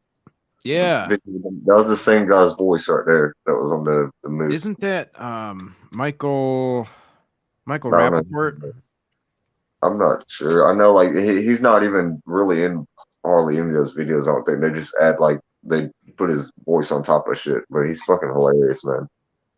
Dude, the Moose video, man, I sent you that one time. Can you pull that shit back up? Yeah, you guys, that was fucking priceless, man. Dave Scott's family reunion. I might have to send it back to you. That's right. That was the one where he's saying there's deer fighting in the yard. I already pulled it up. Fucking deer in the yard, Ma. That's what you're going to Oh, fuck. Shit. Ma! Wolf or a buffalo or some shit they're fighting. Where the fuck are you going? Ma! Oh, shit. This is some fucking National Geographic shit. Ma, call the fucking cops or the ASPCA. For the ASPCA. There's animals fighting in the front lawn. Oh, shit. Oh my god, man. Oh, I love that. You guys were that was so fucking priceless the first time. That guy is the subway that shits in the bucket. That guy. Oh, in the subway. That guy in the subway that shits in the bucket. I haven't seen that one. Better look it up. I'm looking it up. I'm blaming Lee for me making Parmesan this morning. I knew something triggered that. Subway man poops in bucket. This has got to be it right here. Yeah, I've not seen that one. Are we able to play that? Is it? We got any kids watching right now? It sounds pretty. Oh, if there's any kids watching, I really apologize. It's been R-rated for the last 10 minutes, so if not longer. This is not a kid's show. Yeah, I was gonna say every podcast has been pretty R-rated. Yep.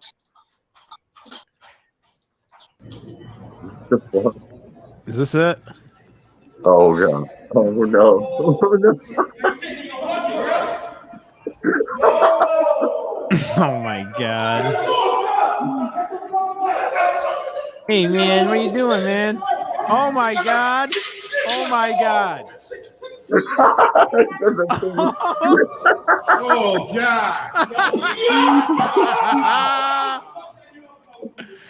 He's like, hey man, when you gotta go, you gotta go.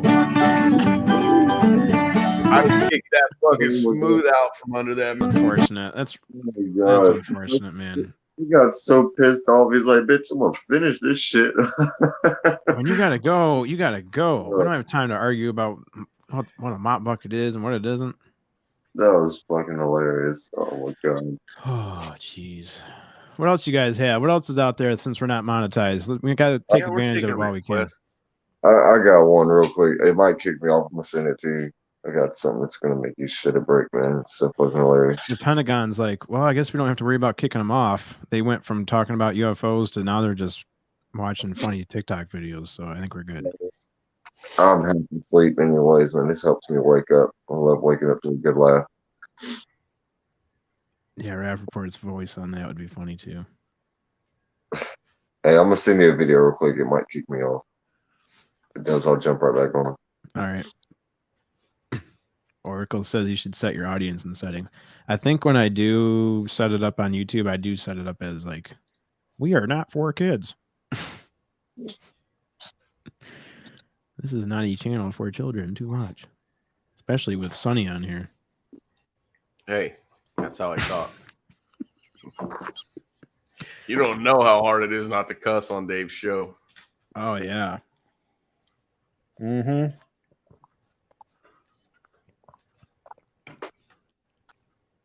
Yep. He has to write down every time you do. Yep. Gemma said she's getting ready for an interview, but if you're still on, she'll pop in when she's done. Excellent. That's awesome. That'd be cool. That's how this podcast usually goes, is like there's nobody on until we're right about to leave. And then all of a sudden, everyone's like waking up, wanting to hang out with us. Oh, should I yawn into the microphone and get everybody real tired? Don't do that. I'm up now. I'm up. Still a little drunk from all that NyQuil I drank, but I'm up. Oh, you had to drink some NyQuil? 2 big ass things full.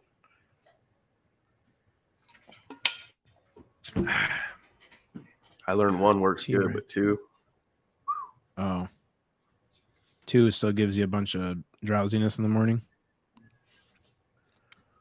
A little bit. Just when you first wake up. Dude, we're losing people. We're losing people. Hey. Big Willie says, I want to watch quality content on Liv's channel on Twitch. Really? I mean, you're not wrong. Podcast ain't up this early. She spends all night partying hard. Amu had an interview yesterday. Hey, how'd that go? Too early. Everyone's working or sleeping. Yeah, I know. We get a lot of playbacks, though, when everyone wakes up. We get like 12 viewers here, and then by the time I wake up from my nap, it's usually like 150 viewers. Like, yeah. Everybody started their morning a little later than I did. We might have to start reading some commercials. 2:45 here in the UK. Over there on the other side of the pond there. Papa Willie says Alka-Seltzer plus cold. That's where he's at. That's where he's at. That's good stuff. You got some commercials we could read? No. Not yet. Almost. Check out Dave Scott on Spaced Out Radio, Monday through Friday, midnight Eastern, 9 o'clock Pacific. I feel like that's all we do half the time, most of the time, to fill some dead air up, some commercials. That's what we're supposed to do. Well, if we're supposed to, I mean, we could always pull up some merch stores. We're not. Yeah. Speaking of merch stores. Yeah. That's why Ben was messaging me last night. Really? Yes. He's going to help set up our merch store. A Paranormal Chop Shop merch store? Yup. We'll just sell everything out of there. Chad Smith shirts or the Chad Smith podcast and Paranormal Chop Shop. Sounds good to me. Just got to get him my tax info and stuff like that. First, I got to find out if I could pay taxes. Since I haven't done that in 20 years, they might come and get me if I start doing it now. Yeah, and we're also on YouTube, and now I'm not supposed to pay taxes, guys. I don't have to no more. How do I get on that list?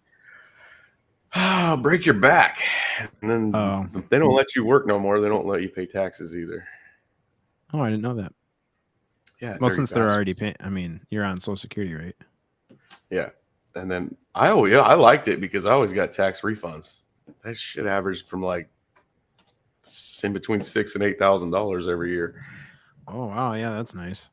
Yeah, I didn't ever have to pay because I had kids. Tax deductions. Tax deductions. Yep. Willie knows what I'm talking about. Gets all that money at the end of the year. Yeah, how many kids is Big? It's Big Willie have.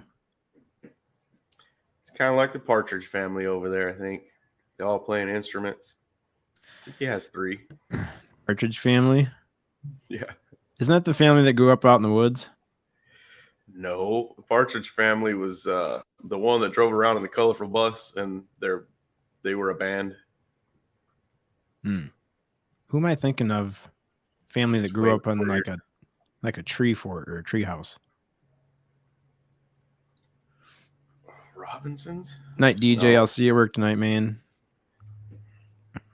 Good work today. Good work making those bolts. The Waltons. They didn't live in a tree house. That's Spaghetti Lee says the Waltons. So did Eddie Haskell. Did that Waltons live out in a tree fort? No. They lived in a cabin. I don't remember I'm thinking of Swiss Family. Robinson. Yeah, that's what you're thinking of.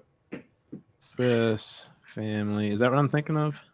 Yep. I've never seen that, but I mean, I know what it is. I didn't watch it. Yeah, this is it. It's kind of like I'm thinking of 2 different shows, and I can't think of what their names are. A 3-hour tour. What's that one? Gilligan's Island. Yeah, it's like Gilligan's Island mixed with something else.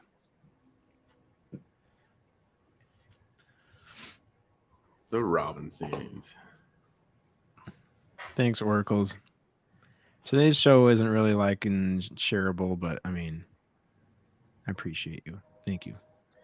Cass is awesome. She's always promoting all our shows. Yep. We need some more content. I need to start planning some more content. Some stuff to talk about. Hey, you know what epigenetics is? What? Epigenetics? I don't either. Sounds cool though. No, it's like where memories are stored in your DNA through generations and generations and generations. Mm-hmm. So like when you see a snake and you've never seen a snake before, like somebody that's never seen a snake before, if they see one, they just automatically have the reaction of like, hey, stay away from that thing. Even though they've never been taught to stay away from it. Mm-hmm. So what's up with that, man? Like, how many memories do you think? What kind of memories besides that are stored? Like, do you think? Like, can you think of anything else that's like that besides insects and bugs and stuff? Not really. Let's see. Dogs, they know to be scared of shit. You ever held a puppy over the water? Don't put them in the water. Just hold it over the water and their legs start swimming. No, I've seen it, though. I've seen videos of that. Yeah, see, there's an example right there. Yeah, they already know how to swim as soon as they're born. That's pretty cool. Yeah, that's a Bruce Lipton word, epigenetics. Bruce Lipton? I'm going to have to look up who Bruce Lipton is. He's the tea guy. Oh, really? No. I knew as soon as I said that you were kidding. The tea guy. American biologist. Nice. Bruce Harold Lipton is an American developmental biologist notable for his views on epigenetics. In his book, The Biology of Belief, he claims that beliefs control human biology rather than DNA and inheritance. Lipton's conscientious claims have not received attention from the mainstream science community. So, what happened to Josh? What's up, Ben? I think brother. I think he had other friends. Josh has other friends he hangs out with. He went to a better podcast. Ben, save us with some cool topic. What's a cool topic? I brought up epigenetics, but I don't really know enough about it to talk about it. So, me and Big Willie were talking about epigenetics the other day, but I can't remember what the topic was. We were bringing it up for. Oh man! I told you. Okay. I don't understand how I know how to do all the stuff that I know how to do. Man, guys, I do a lot of stuff. I'm an awesome mechanic. A gold mine. I farm. I can grow anything. I don't know how. I mean, I know I learned it as I was growing, but it was just like it was always second nature to me. Same stuff my family's been doing forever. I just know how to do it. Yeah, I wonder if that's kind of like maybe you don't know how to do it until somebody shows you, but then all the skills come back. Like you still have the skills in your DNA. You just have to be like shown like here's the tool that you use for this. Here's the tool that you use for that, and then it just comes back to you. That's why I can shoot so good. I've been shooting since I was a kid, but even when I was a kid, I was just instantly good at it. It didn't take me long to learn it all. What is this? We could talk about Earthmouth. Man, I always have to look this up. Earthmouth?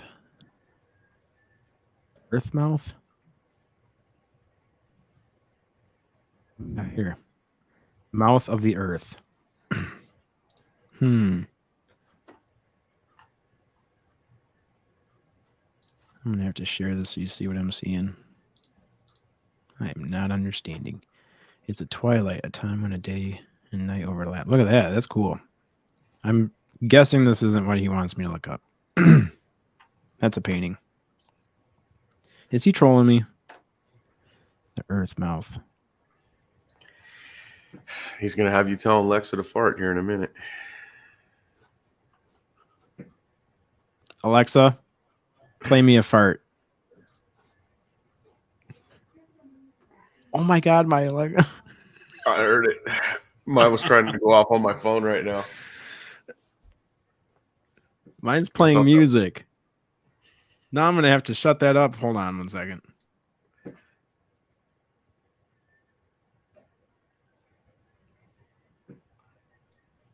I think it stopped. It started playing music. I didn't get a fart out of it. Oh, sorry, Josh. I saw you back there a second ago, and then I forgot to click you. Oh, you're good, man. I couldn't find a video that I was going to send you. Somebody else just sent me something that was fucking hilarious. You can get flagged for it for sure, though. It's got a song in it. Oh, no. I'm pretty sure this episode's getting flagged. Oh yeah, definitely. Oh man, that video somebody just sent that shit was epic though. At first I thought it was gonna be stupid, but it was actually fucking hilarious, man. I would love to see something like that. Tammy, are you trolling me? I don't know when I'm being trolled in that. Have I read about the 100 monkeys? 100 monkeys. No, what do the 100 monkeys do? I'm writing a letter to the Attorney General. Ooh. I got a new phone. AT&T Real screwed me over. I gotta stop reading all the comments. Ben said that it's a crazy organic tunnel. Organic How's tunnel. How's a tunnel organic? What's that supposed to mean? That's what I'm saying. That's not organic. That's orogenic tunnel. I know what he meant. Oh. Origin. Okay, yeah, I got that. Tunnel that people found. Where was it at? I gotta look it up. Hold on 1 sec. Yeah, I'm curious about that now.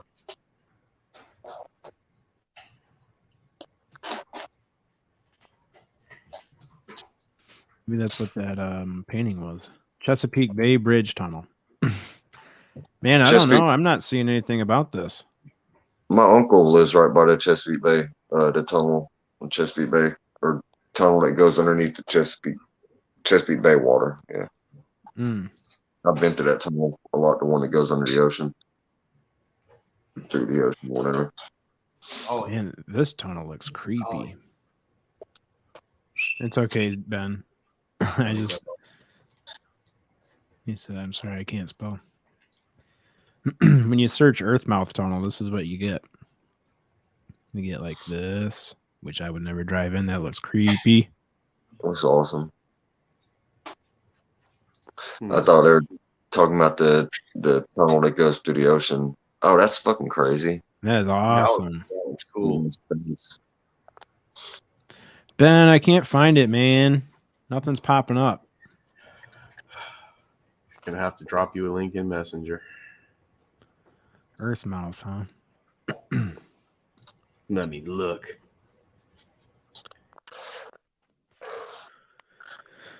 Oh, Oracles, you've got the Pixel 6. I've got the 5. How do you like the 6? See if I should upgrade or not. They have the best cameras. These Google phones have the best cameras. They don't have the best processors and all that stuff, but it's hard to beat the camera. You know, Josh? Yeah, kind of not really. My brain's still half asleep, to be honest. Hey, mine too. That's why I'm kind of just rambling. I promise this podcast is going to get better. I need to get more organized first, but I promise. This is kind of like a just bullshitting around podcast today anyways. These are the early days of the podcast. You know, if you look up Joe Rogan's podcast, his first ones were pretty, they're just sitting around talking. So we had some good ones last weekend, man. Preston Dennett, that was a fucking awesome podcast. Yeah. So far, all the guests that we've had are awesome. Preston Dennett. Brian the other day. Barbara Jean Lindsay was really good. Jean Lindsay. Jim Goodall. Michael Schratt. Man, we should just start. We got to write all these names down and just realize at the end of the year how many people we talked to. Yeah. Like on your playlist, make a make a playlist with the big name guest. Make sure you don't include Sonny on there. I'm playing. We got to put on there Dave Scott Jr. No, man, I heard somebody mention Paranormal Chop Shop in some other podcast I was just listening to the other day. It was it might have been Unidentified Celebrity Review. Somebody just randomly, they messaged me. They were like, weren't you on Paranormal Chop Shop with Chad Smith? Yeah, what?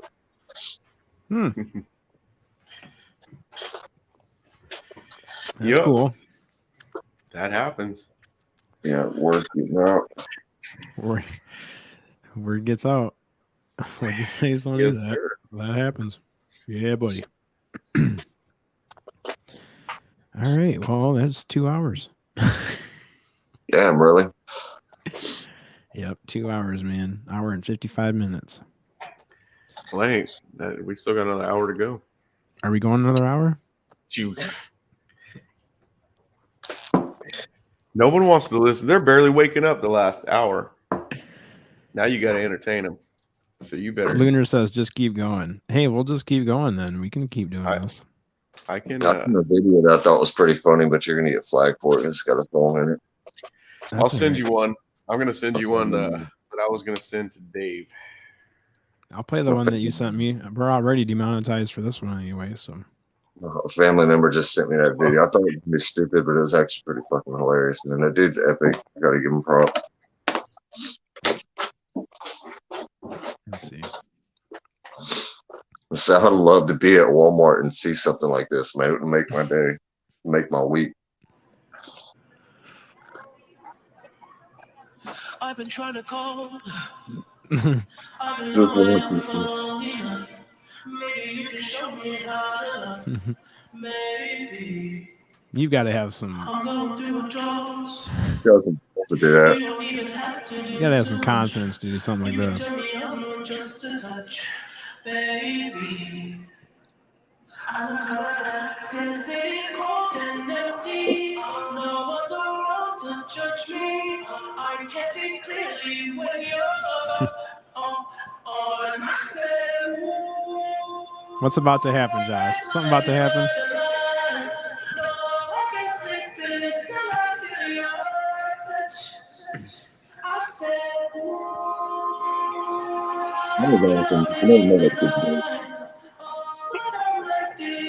What'd you say? So you know he made that kid's day right there. Oh yeah, that kid's like, what? Oh my god. If I saw that at Walmart, man, that would make my week. That would be funny. Lunar says, you get flagged, get copyright striked for videos that have nothing to do with monetization. They will still copy strike you, so take them out of your live, then post it. Oh, okay. Or set it to private, just helping out. I appreciate you helping me out. I have to remove it out of there, I guess. Learn the hard way. What do they do? Do they lock up your account or something? Yeah, I was about to ask the same thing. But see, it made Oracle's day, so it's worth it. It's worth it for the copyright strike. Brassel says, do you ever look at animals and then look at humans and wonder why we do all these stupid things? Yeah, because animals, you don't see animals doing that crazy stuff out there. You know, something I was thinking about with animals the other day. So you hear about these back on like the UFO topic that we're supposed to be talking about on this channel. Yeah. Like you think about like reptilians and mantis and shit like that. Does that mean that like it makes me think like were these species of animals put here, or do those animals maybe evolve on other planets? Because I mean, I just think like, dude, like a bug, you know, like evolving to where it can travel space. That's just so fucking bizarre to me. It makes me kind of think about the zoo thing that they were talking about. Like maybe the Earth is just like this big ass, like, you know, like cocktail of fucking species throughout the whole universe. Could you imagine like if there was really just animals or like different types of beings all around the universe, and a shitload of different aliens were just like, let's throw everything together on Earth and like see how it all, you know, grows together. I don't know. It's just a wild thought. Oh yeah. So like each planet has one thing that we have here, and then we have like everything that exists, and they just bring it here to test it out to see if it works or not. Yeah, something along the lines of that. I mean, I don't know about one thing. That'd be kind of fucking freaky. If it was like a planet of nothing but lizards or some shit like that. But yeah, like on the lines of that, pretty much. Like, I mean, if it did exist, that would look crazy to us because we have everything here. Yeah, maybe that's the reason why that Israeli guy was talking about. There's like so many different species of aliens that have actually been to this planet. Maybe they're all just coming here, checking out their experiments. I mean, I don't know, man. I just theorize about shit sometimes. But yeah, like just imagine if like, say like one race had like their own version of like Noah's Ark or something, and they just like do everything here, and like another species did the same thing. You've got like all this shit just mashed together on this planet. Yeah. Everything evolves together. I could see that. It'd be a good experiment. Yeah, when I first got into like this whole UFO field, man, the first time I ever heard about mantis beings, I was just like, man, that seemed too out there for me. Like, you mean a big bug, you know, that flies around in a spaceship? But then again, or lizards. Yeah, or lizards. Yeah. But then again, I mean, I guess for all the ETs to be humanoid, I guess that wouldn't be that much diversity, you know? Mm-hmm. Yeah, there's a lot of stuff that I've heard about, you know, back in the day that I believe in now that I thought was crazy back then. Yeah, I've got a friend who I was just talking to the other day, and he's real firm on the belief that reptilians have some connection to dinosaurs or some shit. I don't know exactly what his theory was. I can't remember it. But I don't know, like maybe that the reptilians were the dominant species while the dinosaurs were around or some shit like that. And I don't know. He tied it in with the Anunnaki somehow too. Oh, yeah, I was supposed to get on my Anunnaki story, man. I totally forgot about that. Yeah. I don't think I've ever heard like the whole. I haven't heard the whole story yet. Yeah, I don't think I have told the whole story all the way through. Let me go. I need to go check my shit on the stove real quick. I'll be right back, and I'll tell that story. What are you making us? I'm making chicken parmesan, man. Oh yeah, that's right. Chicken parmesan in the morning. I'm letting the chicken simmer right now, though. Or I mean, it's thawing out. Sorry, I'll be right back. Give me 30 seconds. Yeah, man. Papa Willie said, "I'm gonna send you a link right now. Pull that one up. I've never seen it. I don't know what it is. I mean, I know what it is, but I've never seen it. It says praying mantis alien ? Praying mantis. They look like little aliens. Man, my camera is jacked up. I don't know what's going on. It's nice and clear up close. I'm kind of afraid to play these videos now. Did you see that one comment? Lunar said? No. Lunar said that they were playing videos like we're doing now. Yeah. And they got a 90-day ban. They couldn't go live or post videos. Dirty bastards. I'd be very upset if I couldn't do anything for 3 months. Yep. Did they have music in them? I don't see how we can't play YouTube videos that everyone. That's like us. That's like saying we can't drop the link to a YouTube video. To me, yeah, they said if you show someone's video that gives you permission in the chat or the panel, you can show their stuff, but it needs to be heard. They need to be heard or visible in the chat so you have proof. But those are the only ones you can show. Huh? Man, that would be very upsetting. Bastard. Not trying to tell you what to. No, I completely understand. I appreciate you showing us, or at least telling us. Probably why you both knew. It's probably why you got flagged for playing Jay Diggs's video until I called Little Dre. Maybe that's why nothing happened. Well, I've got other videos that are copyright striked because of like that one that has the coffee shop music. That one's still copyright flagged. That I can't do nothing about. Yeah, there's like 2 or 3 of them. I didn't check the one, see if they took care of that one or not. What is this all about that you sent me, though? Now, that one we can't get in trouble for because we do have permission. Right. Most of the time, they're trying to pinch me with those front arms or trying to fly away. So we figured, why not get a quick little scene with this insect? Now, he's like, "Hi, I'm an alien. Hi, I'm an alien." 3 parts: the head, the thorax, and the abdomen. What's really cool about praying mantis is look how long. Melissa, I guess reaction videos are okay, but I don't know how you prove that you're just reacting to it. Which indicates that it is likely a female. Now, females do grow larger than the males, and as what? I reacted crazy to it. Look at this video! Oh my God, we're reacting to it. It's a reaction video. This is a reaction video of this. I think we got to talk about it. Look at their faces. Sort of situation. Their mouths. Pretty cool. I mean, yeah, their mouths are weird too. Life They'll bite the hell out of you. After they lay their eggs, they'll bite you. Dying.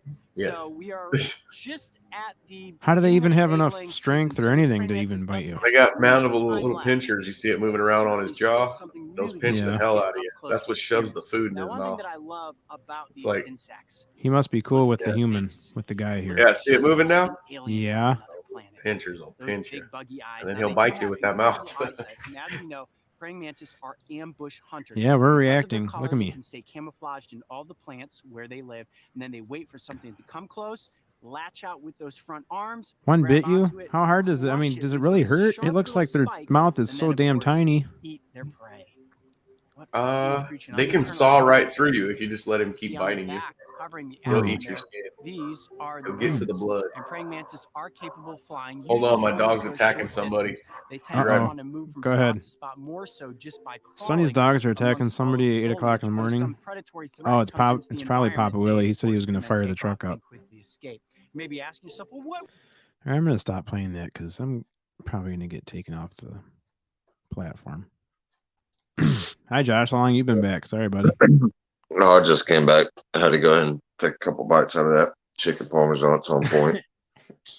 Fucking amazing. Eddie says throw it in the wood chipper. We were watching that praying mantis. He said throw it in the wood chipper. Oh man, no, I love mantises, man. Mantis, dude. I used to take praying mantis.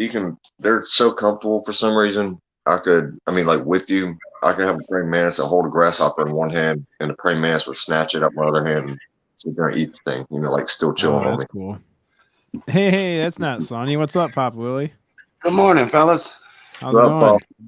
I have an idea about the why the dinosaurs were here. Oh, okay. Yeah.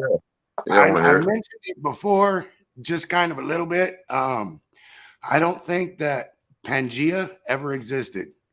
I don't think that the Earth, if physics works the way they say physics works, I don't see the Earth growing a lump of landmass of a specific weight on one side. I believe all the Earth was around either just north or just south of the equator in a circle that went all the way around, and it was hot all the time, like probably 160 degrees, because there is no wintertime. Everything's in balance, so the planet isn't going to shift and make wintertime, summertime, wintertime, summertime. It's just going to be hot all the time, humid, all the land balanced around a belt around close to the equator. Mm-hmm. And even if you look at a flat Earth map, if you take Australia and you put it between, like where the Atlantic is, where the the Pacific is, mm-hmm. if Australia fits up into there, Africa and South America, they try to put them together like this and call it Pangea. I think they went like this. There's a mountain range that goes all the way around through China, through America, through South America. And there really isn't that much mountain range in the south of Africa, because I think the part that was the mountain range there is in South America. And I think the global warming and all that stuff, I think all the dirt is being shaken and moved, and it's eventually going to all go back to around the equator to where everything balances back out like everything else does that's constant motion and spinning. So you're saying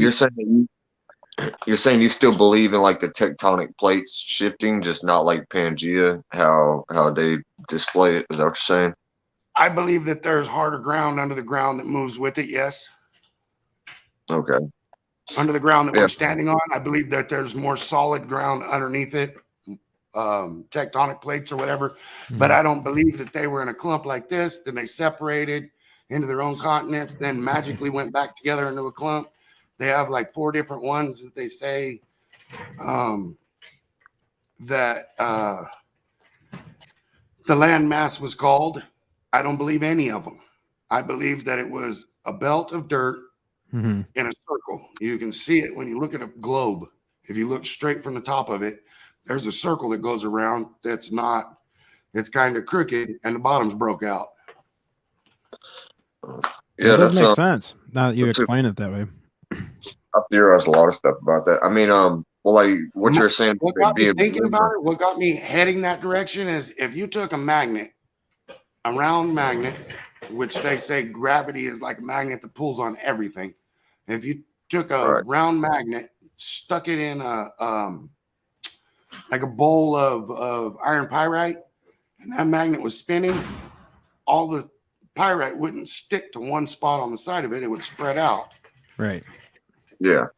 I think that's the way it was. I think there was a mountain range that went all the way around, and everything lived on it. And everything I know, see, to me, I didn't even really think about science that much. I was always a math kid. I always, science, yeah, but not the impossible aliens or beyond the imagination type stuff. It was more like, oh, this happened. Now we can figure out why or how. You know, why did the coin fall this way instead of that way? Yeah. Just regular physics. I'm definitely going to look into that some more. I've theorized a lot about that. There's nothing on it. That's me. That's me. That's my head. There's nothing written on it. He's saying when he looks at it, it just don't make sense to him. That he sees, he puts it back together like a puzzle. In other words, and his puzzle doesn't fit like back in fourth grade. They were teaching me this stuff, and I was arguing with the teachers, and the teachers said, "No, wait a minute, don't give up on that idea, but you have to learn this for the test. Learn it this way for now, but nothing is set in stone." Right. I mean, what you were saying about everything being this warm. is the first time I've ever brought it out to anybody but somebody sitting in my living room, other than on this show once before I had mentioned it just a little bit. Not this show, the other show. Brassel says he dabbles in flat Earth. What do you think about that theory, Brassel? You ever heard anything like that before?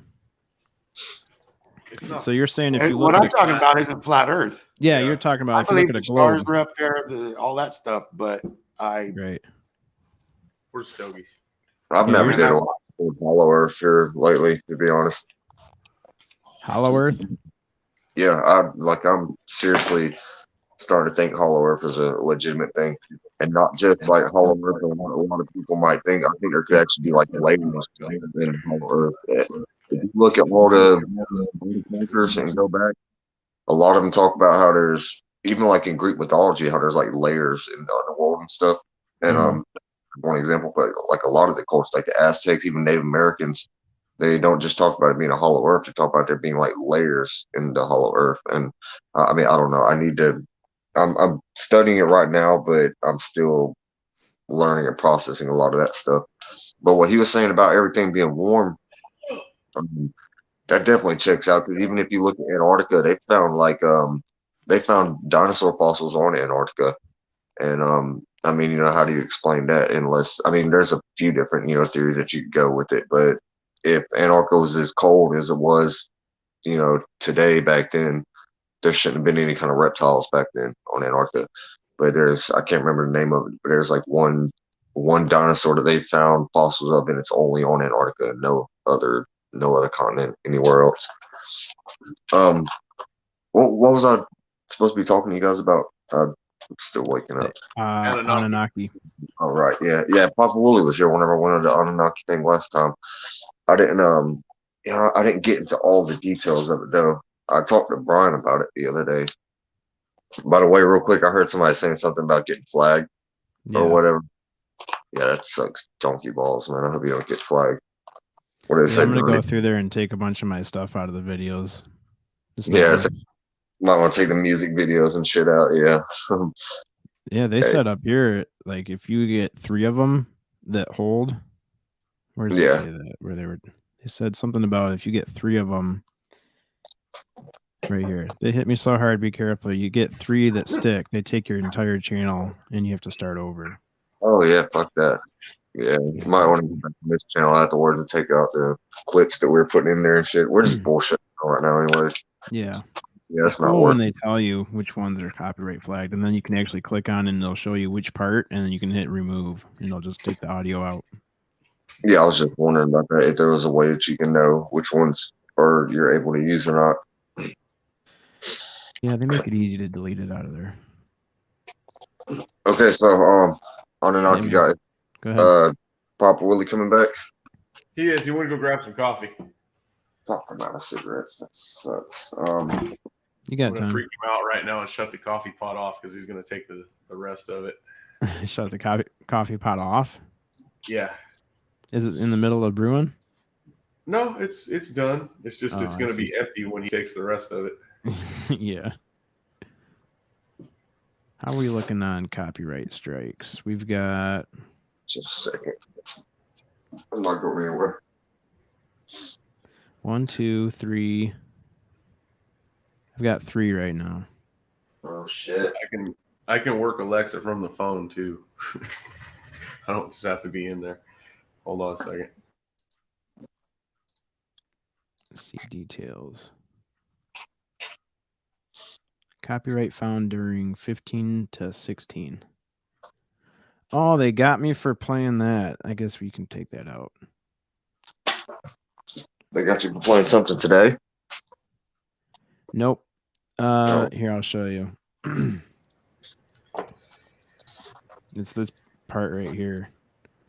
Remember in one of my first videos, I played this thing? The coffee shop thing? Yeah. Don't play it again. Yeah, they got me for that. Oh, yeah, good thing I only played it for 3 seconds. I can definitely go in there and take that out.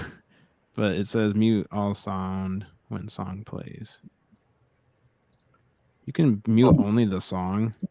All right, we'll try that and see if that takes care of that one. Processing video, please wait. All right, what's the next one? So strange. Shit, hey, my door. You would think if somebody made something and stuck it on fucking YouTube, they would want everyone to see it. Not. I'm trying to find. We got copyrighted for that. That dude hasn't been back on the internet for how long? Yeah, dude, we got pulled from that, or pulled for that. Bullshit.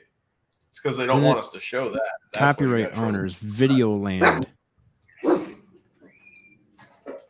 Man. Video Land? Then we get the reward because we just figured out how they made it. I guess I'm just trimming out that segment. Man, that sucks. Didn't they offer like 30 grand if you can debunk that film? Yep. Yeah, there's a bunch of money out there for it if you can debunk it or explain how it was made or something. You don't even have to prove that. To making it, they said even if you said that you can prove that you made it. Yeah. What is this one that we did? Too real. Oh, this is where we were talking about metal material. Metal material. You can't talk about that either. I told you they don't want you talking about anything. Well, I'm already processing one copyright strike, so I can't edit out the other one yet.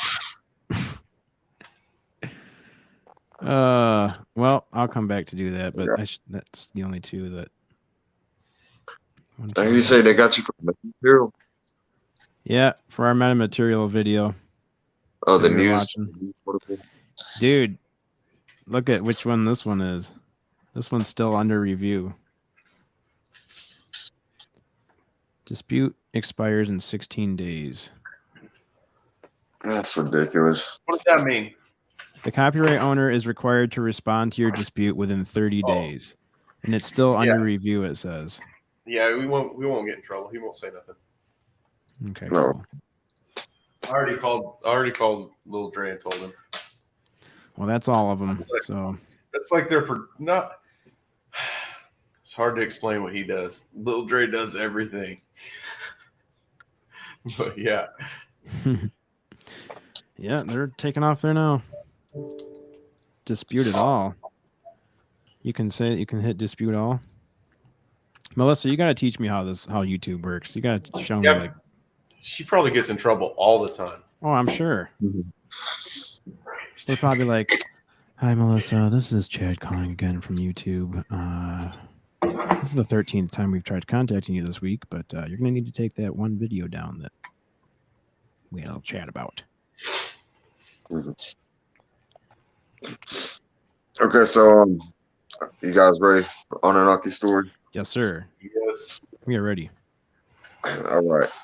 First off, I need to start off by saying, the very first orb sighting that I had at the beginning of this year, you guys have heard me mention that multiple times. The one that flashed underneath the cloud that I saw. I was on my back balcony. It came over my left shoulder. Immediate stop. It flashed and the light kind of illuminated my balcony, hit the bottom of the clouds. That's the first one I saw this year where it was like, without a doubt, I knew it was an orb. So that Anunnaki guy that I mentioned before that I'm about to talk about, that was the same week that happened, which is another weird, little synchronicity to me. And it was also right after I had reported to MUFON for the very first time. And I had a court date this day over like a minor traffic ticket that I got. So I live here in Wilmington right now. You guys know that. Not even 3 miles from the Cape Fear River. And the Cape Fear River is also where I had my very first sighting, like 5 or 6 years ago. It's where Chris Bledsoe had his sighting in Fayetteville, though, like an hour and a half away from me. Same river, though, just an hour and a half apart. So this day I go to this to court for this minor traffic ticket. And after I get it taken care of, before I go to get in my car, drive home, I just decided to go down to the river just to kind of, I guess, unwind a little bit. I had a lot on my mind. That same morning, I was researching the Dead Sea Scrolls on top of that. And that's really important with all this. So I go to the railing right by the river, and I'm kind of like looking at the water. I don't even remember if I looked at the sky or anything. It was broad daylight. But this random dude, really unique looking guy, I'll say, he was light skinned guy. He had a cane. I don't know why he had a cane, because he didn't have a limp or anything. He didn't look like he needed this cane. And he had what are those hats called? The ones with like the circular bills. Whenever you and Sonny were on Dave Smith's podcast here today, that kind of hat that guy was wearing. The fedora. Yeah, fedora. Yeah, he had one of those. Dave Scott. Yeah. Do you call him Dave Smith? I might have. Yeah, sorry. Yeah, Dave Scott. That was funny. So yeah, I was at the river, and this dude, he just randomly walks up to me, and he goes, "Hey," he said, "Hey, I know you. You're me." And I'm like, "Well," he says, "Yeah, I know you. You're me, and I'm you." And at first, I think this guy is just kind of, loony. There's, fucking homeless people and drug addicts around here. And he repeats himself. He's like, "No, seriously, I'm you, and you're me." And I kind of just like played along with this guy. And I'm like, "Oh, I get what you're saying, like everything's energy or something." I mentioned like the unified field theory or something like that. And he was like, "Yeah, exactly." He was like, "But seriously," he's like, "I'm you, and you're me." Like, you repeated this shit a few times. And I was real thrown off, but this is the thing that like fucking bugged the shit out of me. Like right after he says this, he goes, "I'm an Anunnaki." And I'm like, "Do what?" And like I got really paranoid as soon as he said this, because I just had my first orb sighting, my first orb sighting this year. Yeah. And I just reported to MUFON. And I was sitting there thinking, I just had a court date, for this minor traffic ticket. And also I had some weird shit going on with my phone. And I mentioned talking to Preston. I had a really weird email, which I don't know, it could have been anything, but it was still really weird. I don't know. I thought this guy, I didn't know what he was doing. And I asked him just straight up, I said, are you following me or something? Do you know that I reported to MUFON? And he just kind of looked confused. He's like, "No, why would you say that?" And told him, I was like, "Because I just reported to MUFON and I had a court date today." And he kind of just like smiled at me. He was like, "No, I just got a vibe from you." And he started saying some shit. And then he mentioned that he said that he knew Enoch, which is really fucking weird to me. And this is when I got even more paranoid, because like I mentioned earlier, I was just researching the Dead Sea Scrolls like that same exact fucking morning. And the part in the Dead Sea Scrolls I was researching was talking about Enoch. And so yeah, I need to make sure I don't go over anything too quick here, because last time I left out a lot of details. So the guy, he told me, he was like, "No, I picked up a vibe from you," and mentioned something about how he operated. He said we operate in time on a way different from you, and I didn't know what he was talking about. And he said that we move backwards and forwards through time. And I'm really just still thinking, this guy is just crazy. But we started talking a little bit. I was just kind of playing along with him, and he was sitting there, I could piece it together. He was really fucking smart, really quick, because the way he was talking about quantum physics and a lot of stuff. So I'm thinking, maybe this guy's just really smart and crazy as shit at the same time. Excuse me. So one of the things that he said, he said, we're trying to fix all of your mistakes because, oh no, I'm sorry. I need to go back real quick. I mentioned something to him. I said, well, I heard that the Anunnaki were bad. This is whenever I first started, learning about Anunnaki. I said, I heard all the Anunnaki were bad. And he goes, no, that's not true. He said, some of them, are really pissed off that you keep, he said, you keep taking the gifts that we give you. And this is whenever I actually laughed a little bit. He took his cane. I laughed at this. He spun it around. He said, you keep taking the gifts that we give you and you keep fucking everything up. I mean, like, he spun his cane around when he said it. He said, you keep fucking things up. And I mean, like, really humorous. Like, I laughed when he said that. And he took his cane and he pointed it up at the sun. I mean, directly up at the sun. He said, look at that. So look at how beautiful that is. And then this kind of tricked me out. Like, after he pointed his cane up at the sun, I swear to God, he turns straight around. He says, look at that. Look how beautiful that is. Then he turns back around, points his cane the opposite direction. And like, as soon as he does this, it's almost like he sensed it coming. But a fucking dragonfly landed like on the very tip of this dude's cane. Like, I mean, as soon as he turned around, he points at the sun, turns around, and like this dragonfly lands on the tip of his cane for a minute. And he goes, look at that too. And it lands on his cane, and then he starts like following. It just briefly lands on the tip of his cane, but it's so weird. It's like he fucking felt the dragonfly coming or something, because he turned completely around and pointed at it, and he like followed the dragonfly as it was flying, like right along the tip of his cane. I mean, literally, like, he was moving his cane, and the dragonfly was just like right there, like that. Wow. He says, "Yeah." He said, "Look at it. That's the sign right there." And I asked him something. I said, "Why should I believe, what you're telling me right now about, as far as him talking about he moves backwards in time?" Because he was starting to, kind of trip me out with some of the stuff that he was saying. Sure. And so this guy takes out his cell phone, just random as hell, and he hands me the phone, and he goes, "Look at the time on that phone." Like, hands me the phone now. He doesn't do this. And I'm still just like really confused and just kind of, bugged out about this. This dude's kind of starting to weird me out, to be honest. But he tells me he's like, time, and it was either 10:55 or 11:55, one or the other. And he said, "Now restart my phone." So I just cut his phone off, like restart, just like he said. And whenever it cut back on, I swear to God, on everything I loved, his phone went back 5 minutes whenever I cut it back on. It was either 10:50 or 11:50. And I get chills talking about this. This has to be a legit guy, because I mean, with all the stuff that's going on with you, and then why would some random person just start talking about aliens? Yeah, and at the Cape Fear River, the same fucking river that I had. Yeah, my very first sighting at, like 5 or 6 years prior. And so I cut his phone back on, and it's like 10:50 or 11:50, whatever. Like, it went back 5 minutes, and I look at it, and I'm like, what the fuck? And so I pull my phone out my pocket really quick and look at it, and like both of our phones are the same exact time. And like, I look at him, I was like, how the fuck did you do that? And he just kind of like gives me a little smile, and he tells me, like, you just gotta have faith or something like that. And I go to hand him back his phone, and this is where I'm about to get with some of the details I left out with you guys last time. I told Sonny about this the other day. When I go to hand this guy back his phone, he sees, I need you to be able to see this, he sees this tattoo, this infinity symbol tattoo on my arm right here.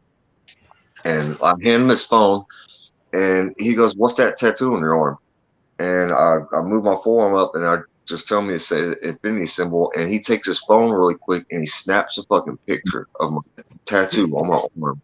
That made me really uncomfortable, to be honest, at first. And I almost got aggressive when I was like, "Hold the fuck up." I was like, "Dude, why would you do that?" And he goes, "Oh, it's just something to remember you by." And I'm like, well, I asked him, said, "Well, if you're Anunnaki, so why would you even need to remember that?" I'm like, "Did you just remember it already?" And he goes, "I'm just processing so much stuff right now." He said, "I'm processing things in Turkey." He was talking about like the country Turkey over there. He said, "I'm processing a lot of things in my mind right now." And he said, "It's not just about that." He said, "I need to make sure this sticks with you." And I'm like, "What?" And he tells me, he says, told me that I have a part to play. It's exactly what he said. And after that, and I do feel like there's a detail that I might be leaving out here, and I'll get back to it if I am. He said that. Do what? I was gonna say he'll upload it to your brain while you're telling this. Oh, and it got weird afterwards, though. So he told me that I have a part to play, and he said he needs to make sure that this sticks with me. And I'm already really weirded out about this guy, like turn around like he sensed the fucking dragonfly coming and his fucking phone going back 5 minutes. And the fact that this dude randomly brings up Anunnaki and Enoch, and he randomly fucking approaches me at the Cape Fear River of all places. So now going back to this tattoo, well, first off, I need to go after he told me he needs to make sure it sticks with me, and that he that I had a part to play. A siren goes off in an ambulance. What's up, Ben? So a siren starts going off in an ambulance, and he just turns around. He goes, "That's my sign that I need to leave." And the dude just fucking walks away. And I'm sitting there, and I literally just stood there said out loud to myself, just completely alone. I just go, "What the fuck just happened?" Like, so I'm weirded out, but really weirded out. So this is where the shit gets really, really, I mean, so fucking bizarre. The next day, was the first time I got in contact with Chris Bledsoe Jr. in like years. Not Chris Bledsoe Sr. I've been talking to Chris Sr. for like a month before this. I just wasn't able to get in contact with Chris Jr. because he doesn't have any social media or anything like that. So I'm talking to Chris Bledsoe Jr. and I tell him about this weird Anunnaki guy. And like in the middle of me saying this, Chris asked me, he goes, "Josh, where were you at?" And I tell him, like I'm downtown Wilmington at the Cape Fear River. And he goes, "Holy shit, man." He goes, "You're about to be tripped out even more, man." He said, "Look at your phone. I'm about to send you a picture." So Chris Bledsoe Jr. now sends me a picture. He's got an infinity symbol tattoo up here on his arm, on his upper arm. But check this out. And I told Sonny this the other day. I'll tell you this yet, Chad. The infinity symbol that he has is Sonny, help me out. Aurora board, or I can never fucking say it. Aurora Borealis. Yes, the snake that's eating itself. Chris Bledsoe Jr. has an infinity symbol, Aurora Borealis. It's, like the snake eating itself in the shape of an infinity symbol. He sends me that picture, and like, I almost dropped my phone. It freaked me out so fucking bad. Here's the thing. Nobody on this fucking earth knows this. I got this tattoo right here on my honeymoon with my ex-wife. I love the infinity symbol tattoo, but me and her, we almost got identical tattoos, so I was going to change it. I was going to turn it to the fucking Aurora Borealis in the shape of an infinity symbol, just like what Chris Bledsoe Jr. has. I had no fucking idea that Chris had this tattoo until I talked to him today. Now look, it gets even fucking weirder, man. It gets weirder. Chris Jr. goes, "Josh," like I'm sitting there tripping out. Like I'm like, "Dude, what the fuck?" I tell him, I'm like, "That's exactly what I was going to turn my infinity symbol to, is the Aurora Borealis." And Chris is just laughing. He goes, "Josh," he was like, "I'm starting to bug out too." He said, "You know where I got this tattoo?"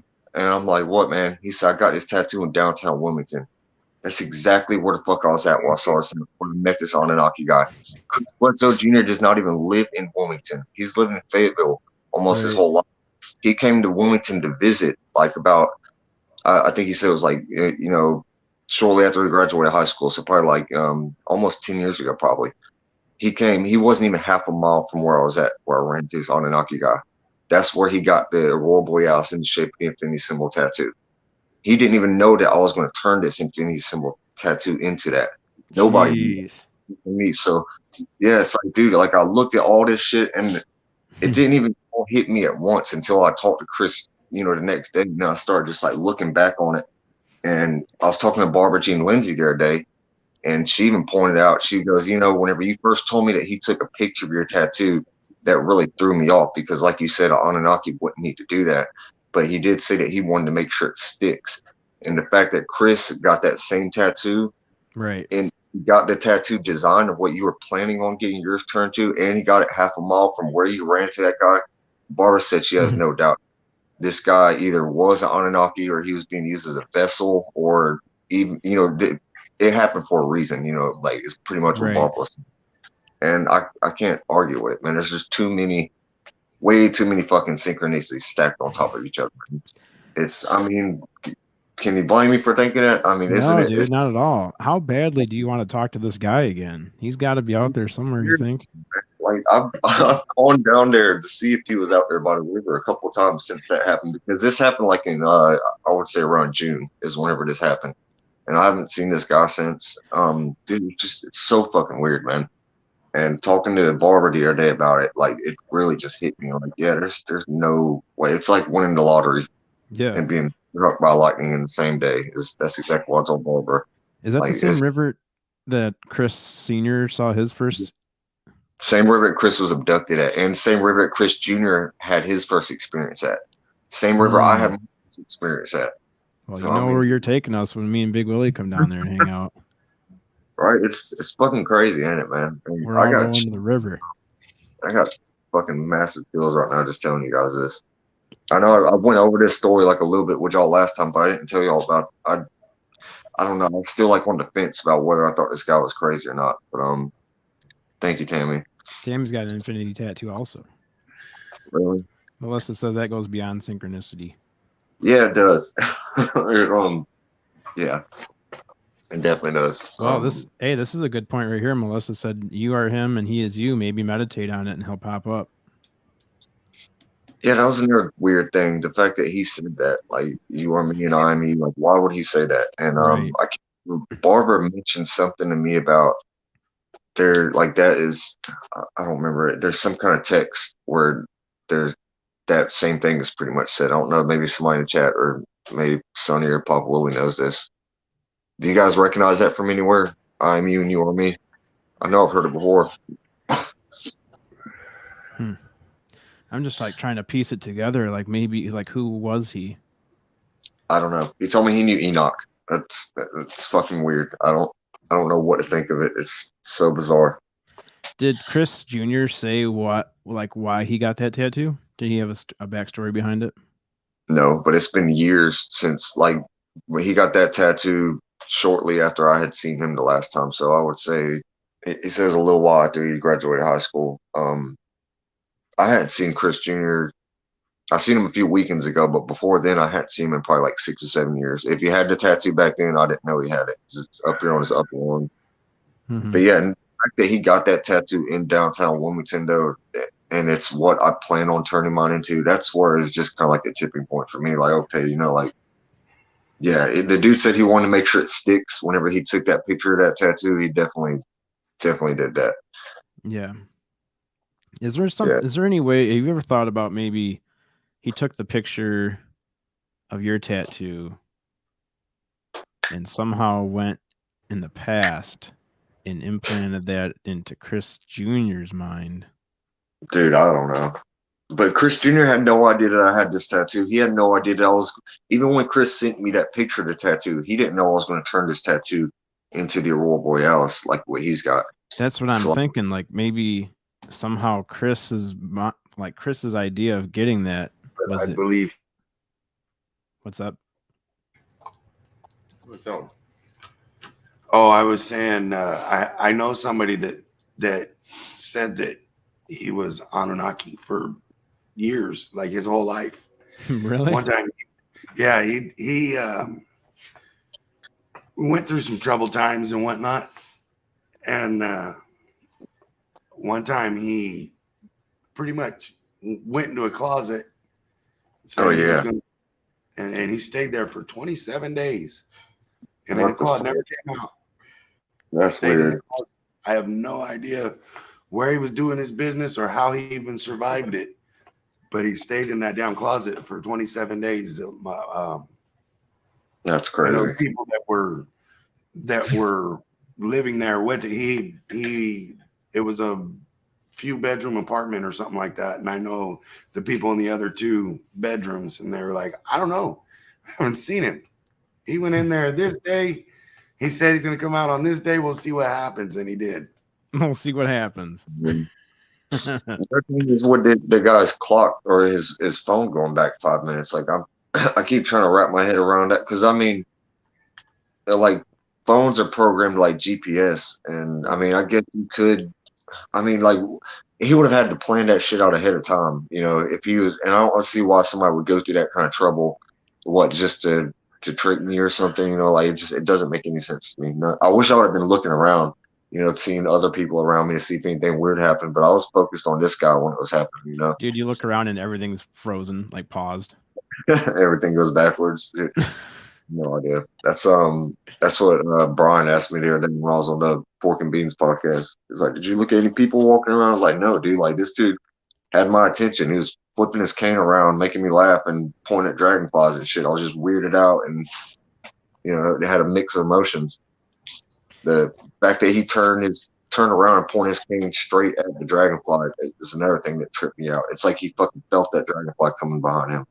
Like I have no idea. And when he when he said that we keep fucking things up, he said that they're trying to. Oh, I did leave one thing out. One big thing actually. I knew it was something I was missing. I knew you were gonna leave it out. He said that our species was supposed to go extinct in 2012. That was really supposed to happen, and that somebody made a sacrifice and gave us another chance. And I don't know what he meant by that. I made a comment, but I don't want to say it because I don't want to offend anybody in here. But yeah, I don't want to say that. He didn't give me a direct answer, but I asked him, I was like, "What do you mean by that?" I was like, "Does it have something to do with?" I'll give you a hint. It's a major event in American history that happened in the last 20 years. Involving New York. Yeah. I asked him, I said, "Does it have something to do with this?" And I don't know why that popped in my head, but he didn't give me a direct answer. He just kind of like did a little half smile thing that he did a few times when I was talking to him. Mm-hmm. But I asked him again. I was like, so you're talking about like we're supposed to go, like our planet was supposed to be wiped out during the 2012 Mayan apocalypse thing?" And he said something like that. And he said somebody made a major sacrifice and it had something to do with time. That's all he told me. And it's just weird. Like I've been thinking a lot about that here lately, especially since I was talking to Barbara about it the other day. Well, yeah, dude. I mean, that's like a major thing that happened in your life. Just that part. Just meeting that guy. Insane. And I didn't think of it so much at the moment. I just thought, maybe this guy was just crazy and really smart. But then more like I look back on it, and then especially after talking to Chris the next day and him sending me that picture of his tattoo, that's when I'm just like, what? Like, how the fuck do you explain all this? It's just yeah, and I was also a little paranoid at the time, to be honest. I was sitting there thinking, like, okay, so I had court this day. Somebody could have known that I might walk down to the river if they knew that that's what my first experience was. But man, you're going to go through that kind of trouble,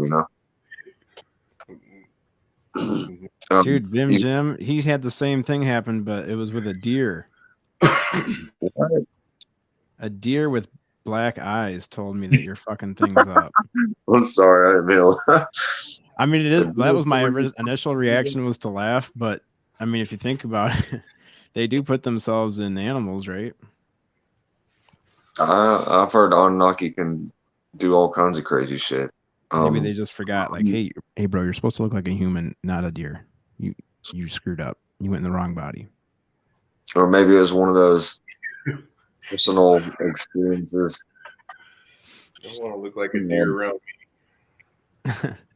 You guys, I gotta go check my food on the stove real quick. Yeah, man. Check your vittles. I'm getting hungry, so. Yeah, hurry up with that food. That does sound really damn good. He's making chicken parmesan for breakfast. Hey. Dang wops. Sign me up. I'm all about that. I don't know if I can say that, even though I am one. I don't know if I can say it on there. Dinner for breakfast. What'd you say? Hey, I said something bad. I'm already demonetized a few times on here. So what's up, chat? What do you guys think? You guys ever talk to a Anunnaki? That one's a little graphic. It was in this one. Oh my god, what are you sending me? I had a deer talk to me one time, Chad. I sent it to you in Messenger. Bim Jim, I'm not gonna disagree with you there.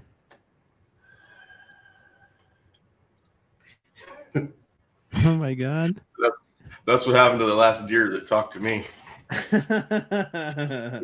He said, You're fucking things up. And I said, yeah, well, I'm eating your ass. Didn't like his tone. I'm eating you. Oh my god, that picture That's a backstrap. I know what you're looking at now. Yeah, I don't think I can put that one on there. You can put a deer. That's what I'm putting. That's the best part. That's what I'm putting on. I'm trying to find. Oh, that's funny. I hit download, then it goes into a download folder. Then I have to pull up the download folder. Oh, that is ridiculous. This is a pain in the ass. I'm gonna have you run StreamYard from now on. That's why I email all the pictures beforehand and download them. Oh, there it is. It was invisible. Share screen. Window. Dear. Hey! You're fucking things up, buddy. Hey, you guys aren't paying attention. You're fucking everything up on the planet here. Yeah. And then I ate them. Now I feel bad. Yep. Now that we're talking about them. Talking about you behind your back, you can't even say anything about it. Part of me wants to encounter, and part of me would freak the hell out. Me too. I was thinking about that the other day when I was here by myself and it was dark in here. I was kind of talking to him like, hey, if you guys, this would be a good time if you want to show yourself or something. And then I started freaking myself out. I'm like, okay, never mind. Now I don't know. Now I don't really want anything to happen. Don't start slamming doors or anything. Got us scared. Yep.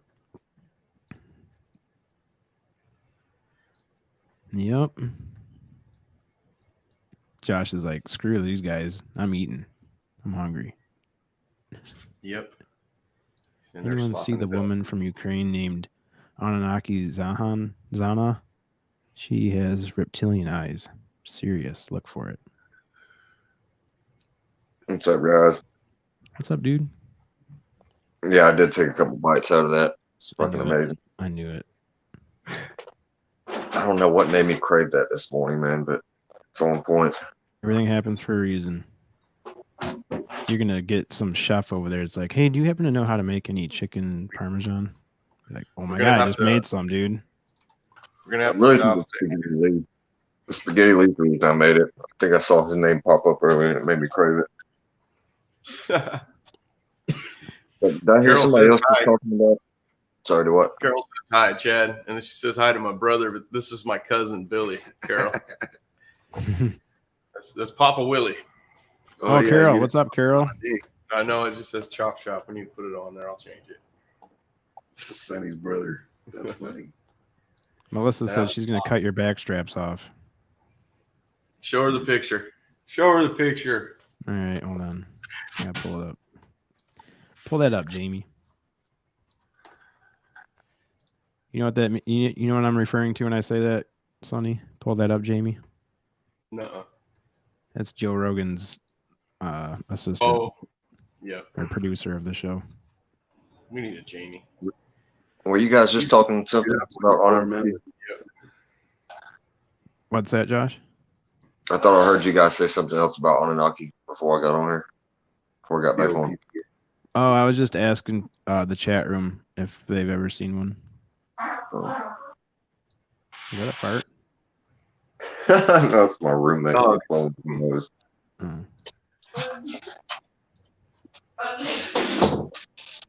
Sonny, I'm trying to pull up the backstrap picture. That's all right. Hold on. It didn't save. Hold on. Dirty dog. We're getting there. So what else is up, Josh? That's a pretty big story. Thanks for sharing that, man. No problem. If I ramp a little bit, man. It still blows my mind whenever I think about it. And yeah. Especially the fact I tried to dismiss it for a little bit. Like even after Chris sent me a tattoo, I was just like, it's too crazy of a story to be real. But the fuck is that? Is that meat? What the hell is that? That's a backstrap. My buddy's a butcher. Oh, well, yeah. A whole damn good guy to hunt with. Oh, you know what? That was the other deer. Mine's still in the back of the truck right there. I love some deer jerky. Or that was his. Still over here somewhere. Sometimes we kill more than one, but we have lots of tags. About deer spaghetti? Oh, yeah. I love some pasta, man. I put deer in everything. I got deer jerky still in my freezer, I think. See what happens, spaghetti, when you come in here? Everybody just starts talking about pasta. You change the whole room around. Love pasta. Eat Italian every day. That sounds like a good name for a dish, man. Fuck yeah. Paranormal pasta. Oh, yeah. Serve it in a UFO shaped plate. What's going on, Paranormal Pasta fellow Americans? This is Spaghetti Lee. Coming at you live from the pasta shop. Walk through the forest alone and unarmed. You will learn new things or you will die. Oh my God. What? But good. It's funny. Ben Jim. Yeah, I don't go out there unarmed. He's probably got some stories up there in British Columbia. Oh yeah, he does. I've heard him share on the UFO Garage talking to Big Willie. Hey, I don't know. I haven't seen this name before. John Burbridge. Have you been in here before, John? I don't recognize you. Will-o-wisp is an orb, isn't it? Yeah. Yeah. Yeah, that's the main thing I experienced, John, is orbs. Yeah, John, this is our orb expert right here. He's had some experiences. I haven't heard many people refer to him as will-o-wisp, but that's pretty crazy you said that because the only other person was just the other day on I just read the Wiki Lady Night, and it seems every culture had an ancient legend more spiritual and not. You go. Well, John, I've been speaking to a couple of people. We're talking to Preston Denny on different types of orbs. And it seems like orbs can be a wide variety of things. Like some orbs are definitely UFO related, and some of them might be more spiritual. But I know for a fact some orbs can actually shapeshift. Chris Bledsoe, I know personally, Lou Elizondo came and picked up metamaterial from his house from where orb went from energy and turned to a solid metallic orb. And originally it was literally like a goldish just ball of energy, and it started dripping what looks like liquid metal. Ben, if he's still in the chat, he's seen a picture of this. I don't know, Chad, I don't know if you've seen that picture that I think Ryan tweeted out, but the liquid metal the liquid that dripped, it looked kind of like magma. Whenever it hit the ground, it solidified into magma or into metal, and it turned to metamaterial. And that's what Lou Elizondo actually went to go pick up. And it had this crazy hexagon pattern, and it looks like something I can't even explain. The first time I saw that picture, I'm like, yeah, that's definitely not from this world, whatever the fuck it is. Yeah, just that right there proves that. Hey, Josh, can you tell us? I don't know if you told me or us. So, can you say what Elizondo said when he picked it up? If not, don't say it. It's okay. Chris didn't give me all those details. I know that he did. There's a podcast called That UFO Podcast on Spotify. That's where Lou Elizondo actually confirms that he picked it up from the Bledsoes. Ryan Bledsoe was on the weekend before, and I think it was this past February on That UFO Podcast with Lou Elizondo. It's at the very beginning of it, around like the 10 or 15 mark. But he does mention on there that he has no reason to believe that the Bledsoes are making up anything, that they're a wonderful family. I think he actually spent like a day or two over there with them.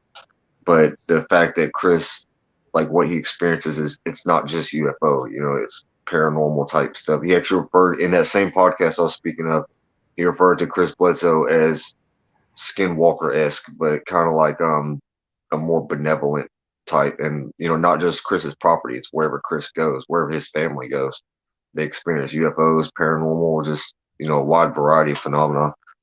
And Lou Elizondo was basically saying that you can't go to Congress and present that much information because they're just now getting out the fact that UFOs are real.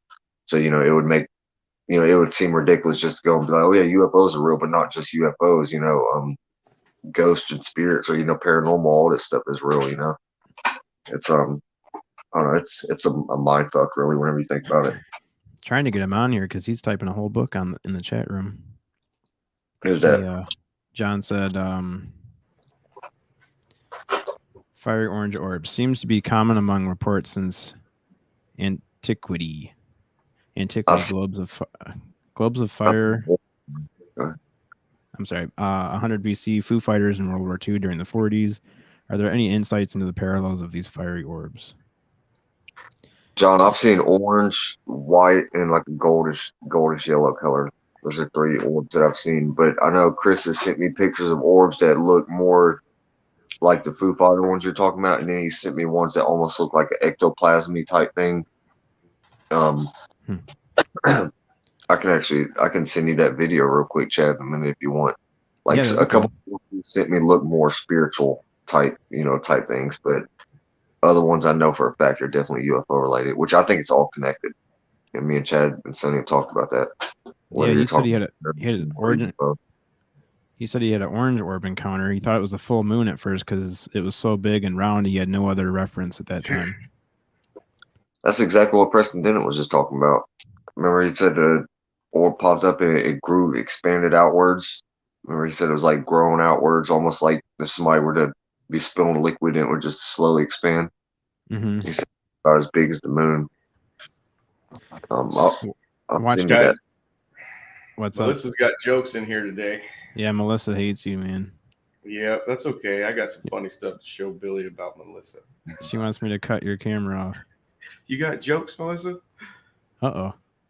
Hey, we got John backstage. So I'm going to bring him on real quick. One sec. Can you hear me? Hey, John, we can hear you. Yeah, what's up, buddy? What up? This is crazy. I didn't know this link was going to drop right into the chat here. This is wild. Yeah. I'm just, I'm in the shower right now, actually. Oh, okay. Do you want to call back in a minute or? No, it's cool. I mean, you guys want to talk about orange orbs for like a few minutes? Yeah. Yeah, for sure. Well, yeah, I mean, originally I saw Chad, you and Josh on Hey, John, can you get a little closer to your mic, or are you? Oh yeah, here maybe I'll call you in a little bit. I'll call you back in a little bit. All right, buddy. Thanks. All right, thanks, man. No problem. Okay. I think he's about to say Artisan Tony, or however you say that guy's name. Oh yeah. Yeah, that was funny. He didn't know the link was going to go right in here. Yep. If you click that link, it takes you right in here. You just got to put your name in the chat or put your name in the box and come on with us. You were getting, let's see. Bim Jim said the Bledsoes have hitchhikers, and he also has hitchhikers. What do you mean by hitchhikers, Bim Jim? Like orbs that follow you home, or phenomena following you? Or maybe they followed you from the planet you came from.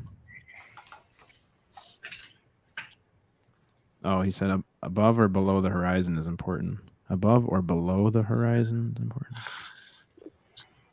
It's hard for me to follow. I'm not Dave Scott. I don't know how he follows conversations in the chat room while he's running a show.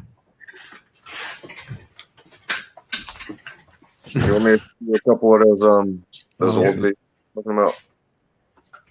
What's that, bud? I was going to see that one orb video that Chris sent me that looked something more spiritual to me. It looked more like an ectoplasmy type thing. Oh yeah, please. All right, give me just a minute. If it kicks me off, I'll be right back on. All right. Hey, Oracles, that's how popular we are. We're in people's showers. We're in your car. We're in the house. Naked. That's right.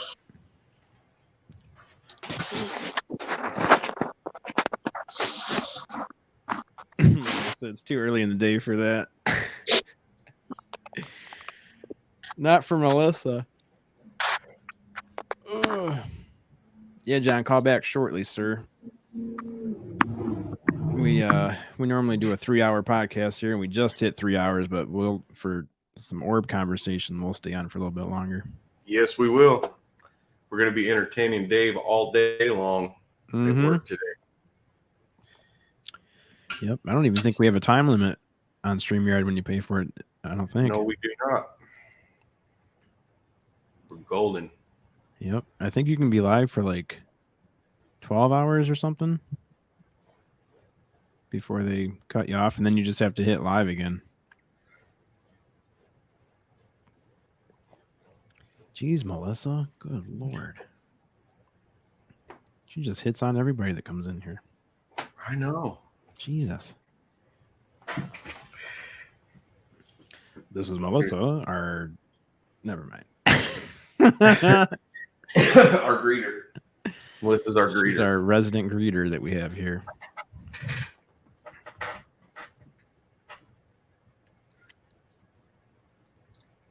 Hey, I Conjure TV. How's it going? Thanks for hanging out with us.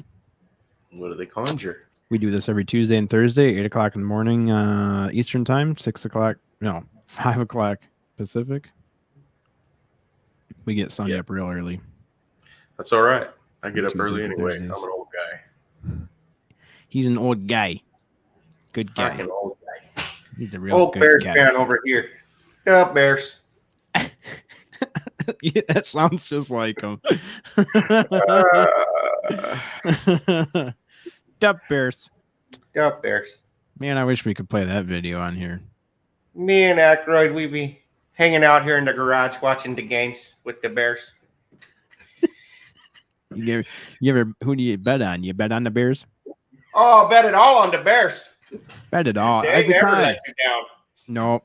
Except for when that guy hits that goddamn goal post 4 times in a row. Holy shit, I'm glad they got rid of that kicker. Put the fridge in. Wait, he had a goal post 4 times in a row? Dude, 3 times in one game, and then the very next game, the next field goal to Tippy. I was like, if this motherfucker hits that goal post, I'm burning my jerseys. And he hit it. I was like, oh my God. You can't even do that on purpose. There's no way. Yeah, Carol. It was SNL. That was Chris Farley and John Goodman was in there. Was it John Goodman? John Goodman was in there, and Dub Bears. there was a couple. Yeah, how come everyone else gets to play Aykroyd. all these sketches? The skits, like we can't play nothing. Yeah. I mean, if you watch YouTube videos all day long, you can watch YouTube videos of people playing other stuff, other content. Yep. How are they doing it? Like, especially if they're playing the news. Lawless. Huh? They don't follow the rules. Yep. That's what I was doing, and everybody's like, hey, you're going to get your stuff taken down. I'm like, well, I don't want to do that. Ben just made this logo. Yeah, don't do that. I don't want to get myself in trouble, but on Chad and I's other channel, we don't get in trouble for this shit. That's what I should say. Take me down. I got my channel. Take me down. Yeah, make them mad, Chad. See you over at the Paranormal Chop Chop. Duh, Bears. I think you can play 10 seconds under the fair use rule. I watched a YouTube video that said that was a myth. And legend? That it doesn't even matter how many seconds you play it for. If you just play it for a second, it counts. They did say that was a myth, though. So maybe it used to be in there, and they changed that too.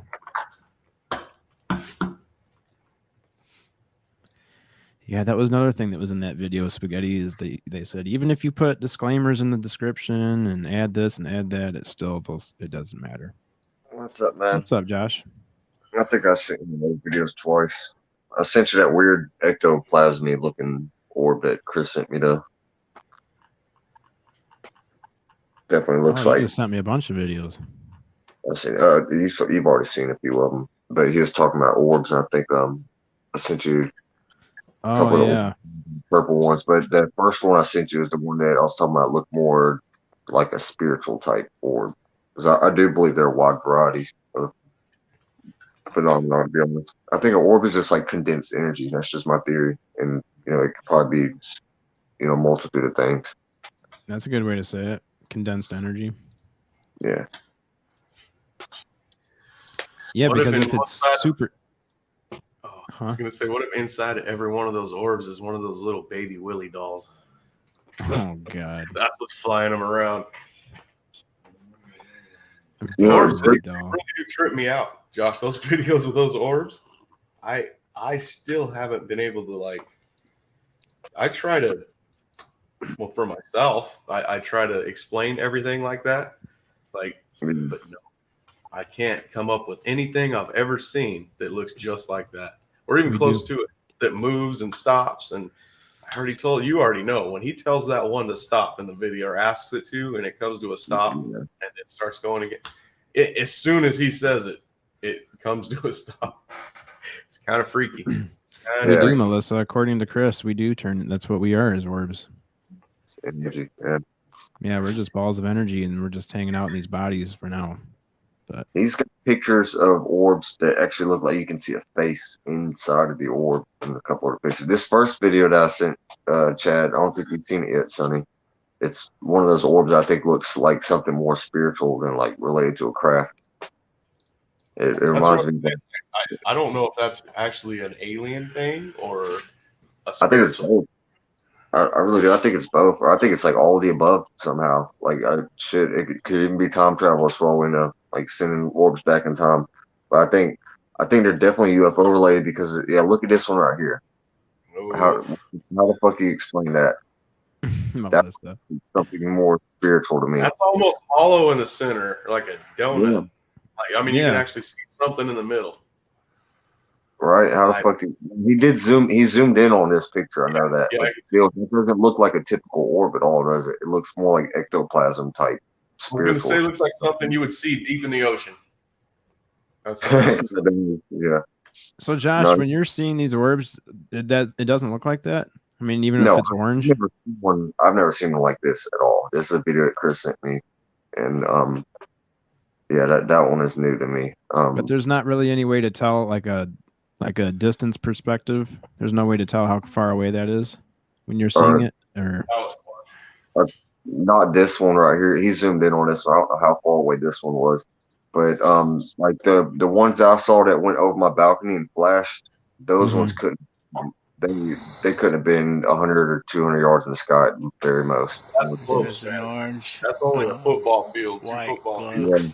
Yeah, I'm listening, thinking how far away. Like, are they out there with the stars? Are they a little up there with the birds? Or are they at the tops of the trees? Those are stars. Yeah, like these ones right here at the tops of the trees. You can, especially the one that comes down low before this, right before this video. I think this is a video with the chopper, isn't it? Yep. Yeah, I think so. Yeah, the video before this, where the one comes down low, like that one was like tree level. And this was right after I left Chris's house that night. God, I wish I would just stayed for another hour. I would have been able to see this. I mean, I still got to see plenty of. I'm grateful for what I saw over there. I've seen a couple of these videos from before. I didn't realize there was something that was close. I thought this was something we were seeing that are up like satellite range. No, like this right here is tree level right here. This is about how low, like the one that I saw that I told you flashed where it illuminated the balcony, it hit the bottom of the clouds. It was probably about this low. It couldn't have been more than a football field above my balcony. Wow. Can you cut the volume up on this one, Chad? Yeah, let me start it from the beginning here. Okay, there's a very big orb. Emily called me out of the house.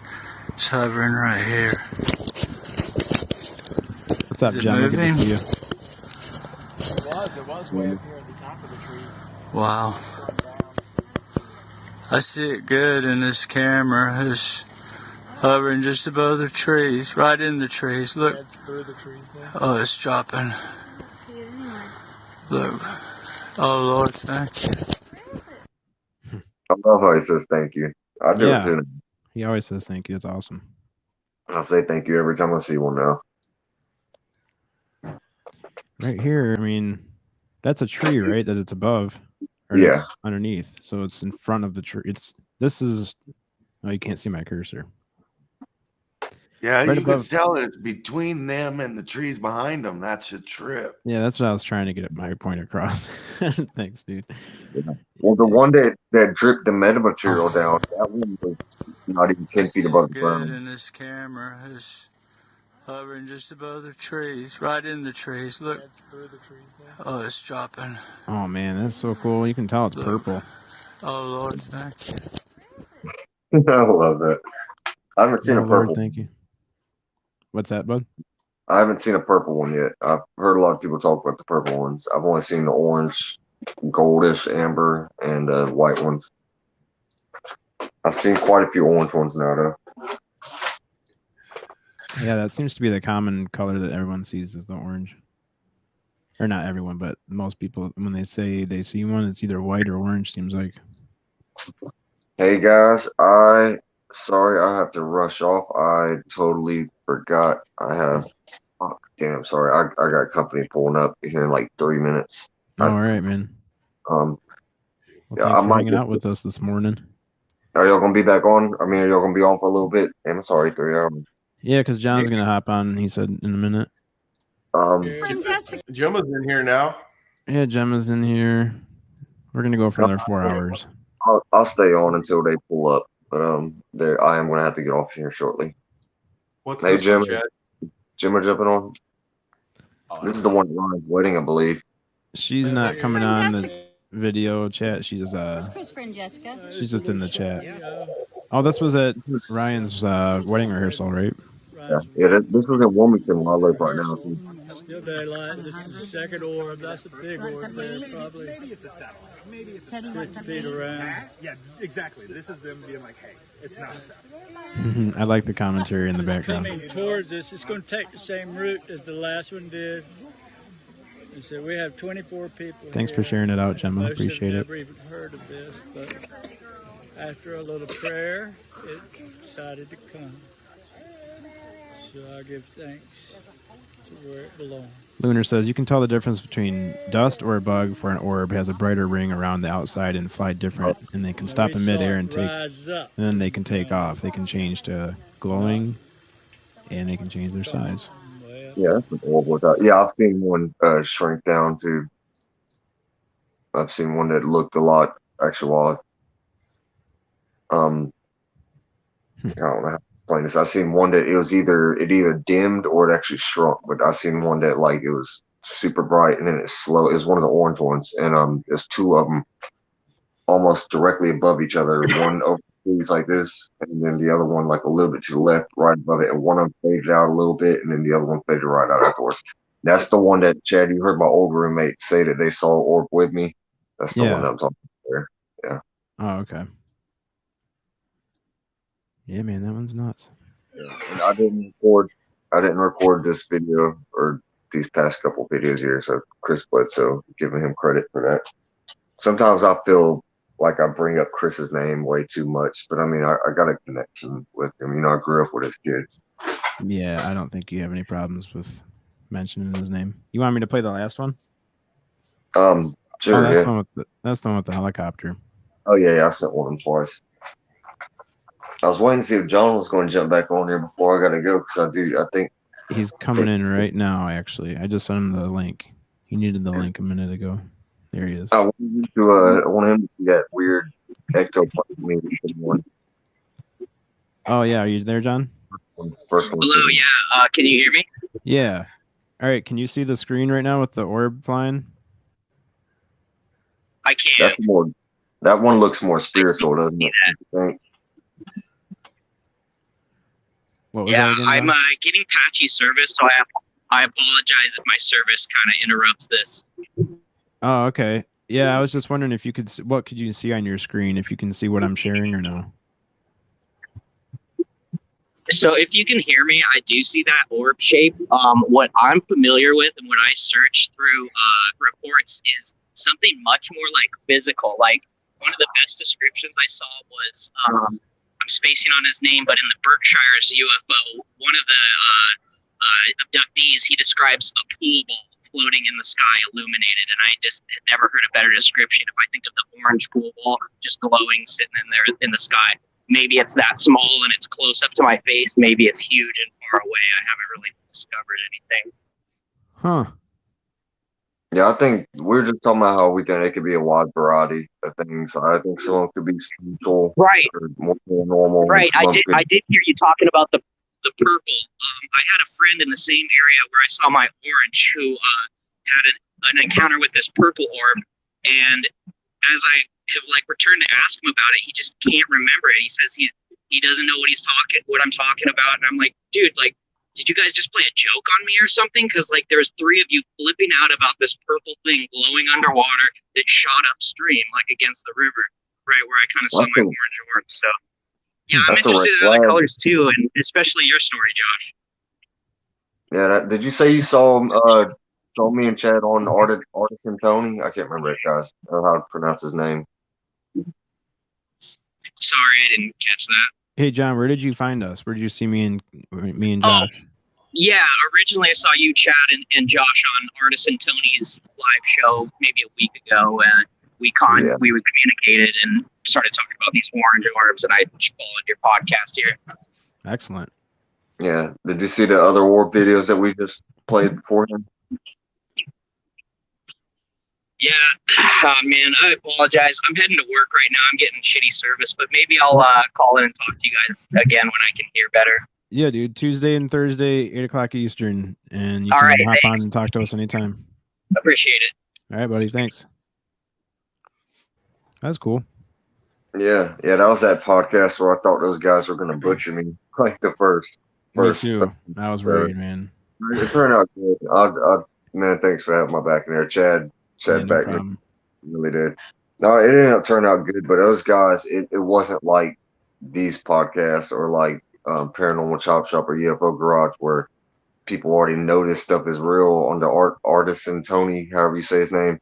Those guys were more nuts and bolts, we're wanting like scientific evidence. But I will say that guy who said he was like a 17-year veteran of flew fighter jets, I believe. He was looking at my orb videos, and I mean, they were trying to I guess come up with explanations, but he said it was hard to explain. Yeah. He said it was bizarre. And there was the one part where what Sonny was just talking about, where the guy said for it to stop. And the one dude got us all into astronomy and stuff. He was like, "Well, I don't know if it completely came to a stop." And I'm like, "Well, man, even if it didn't come to a complete stop, you could still tell it slowed down. Like right whenever he said, 'Can you stop?'" And I mean, how do you explain it? A satellite doesn't do anything like that. Yeah. And just chasing each other. Remember those two that were going right behind each other? Mm-hmm. Yeah, like hey, real quick before you go, I know you have to go, but Bim Jim just sent this in. He literally just put this on here for us. Oh, is that one of your videos, Bim Jim?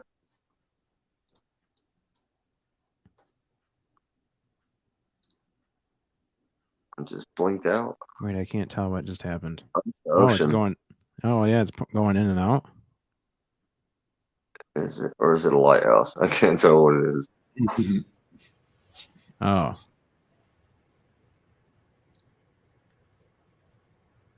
I'm confused. We were just looking at. Was that the lighthouse? Yeah, are we just looking at a lighthouse? Because it's blurry here. Looked like a lighthouse when you zoomed in on it. I mean, and now I think that's just a lighthouse. Yep. Bim Jim, are you trying to just show us that you can fake these videos or something? Yeah, that was the lighthouse.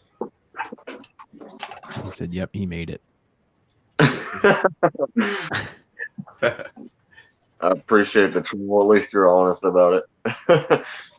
There's a speech. I didn't hear it. Oh, I have it muted. Hello? Come on, Chad. Was it about how people can mistake orbs? I definitely agree. A lot of orbs can be mistaken. A lot of things can be mistaken for orbs, but I think I've gotten pretty good at differentiating the orbs from other things. Yeah, that's totally a lighthouse. Holy crap, what is that?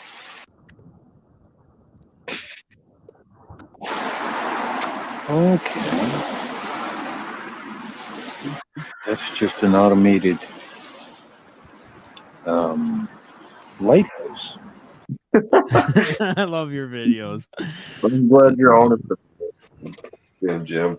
Hey guys, I gotta jump off. My sister is pulling up right now. All right, man. All right. Well, thanks for hanging out for 3.5 hours. Appreciate it. Yeah, I had a good time talking. Glad I got to go over the Anunnaki story with you guys again fully. I didn't mean to leave those details out last time, but no, we need to bring that up again because that's like a life-changing experience. That's insane. Yeah, I can't believe it's just like my first UFO sighting. I stayed in denial about it for so long. Hi, Carol. All right, man. Well, you have a good rest of your day, Josh. We'll see you Thursday, hopefully. See you later, man. Oh yeah, definitely. You guys take care. Later, man. Bye, everyone. Well, all right, Sonny and Papa Willie. Now what are we gonna do? Well, now we're just gonna get Gemma on here. Yep, Gemma was coming up with excuses over there, but I think she can come on, right? Come on, Gemma. Dude, Gemma might go another 2 hours. She's got stories to tell too. Yep. Well, I would play some elevator music, but I can't do that. I'd get flagged. No. Yeah. If you're gonna get flagged, please play something good. Did you see that Okay, so this is weird. It's like the way the universe works. I bought the wrong size curtains one time. I just needed blackout curtains for my room so I can sleep during the day. Mm-hmm. They didn't hang down long enough to cover the whole window. So I was like, what am I going to do with these? They're like $30. Couldn't do anything with them. I wasn't going to send them back to Amazon. It'd just be a waste. So I just threw them in a box. Well, this morning I was going through my stuff and getting my clothes and stuff ready, and I came across them. I'm like, hey, that's what I can use for the back wall here. Worked out perfect. I had two of them. It was darker. Yep. Yeah, you didn't want the white stripes on the side. Now it doesn't Yeah. look so. It looks janky. Like you can say it. It's good, man. It doesn't look so janky now. Like the only place you can tell there's an edge on it is to your right, as far as the camera view shows. The direction, the other way. Oh, you can see over here? Right there, right where your hand's at. You can see there's a line right there. This crease? Yep. Yep, I'm going to have there to you go. Now there isn't an edge on it. Oh my God, there's a wall back there. Naked wall back there. Yeah, I need to just like put it right here. Right against the corner. That's what Put a thumbtack in it. Hey, that's what I got. Look. Oh. I'm ready. I'm ready to go. You can pin shit up all over the place. I'm going to pin shit up all over this place. You know, when you live in an apartment and you move, they charge you for every one of those pinholes you put in there. Wait till they see this place. I've got TVs hanging from the wall. You just fill them with white toothpaste, and they won't ever see them. That's how you get it. That's how you get out of that. Yeah, man. I got this big before with toothpaste. I was gonna say I got a TV mounted to the wall that has 4 lag bolts right into the wall. That's going to be hard to cover up. Toothpaste. Yep. All right. Use the white kind. Wouldn't that be something? Wouldn't that be something? Blue gel all over the place. Sonny, this didn't work, dude. When's it turn white? No, it's still blue. No, it's always been blue. It's Colgate. Use Colgate. It's like stucco.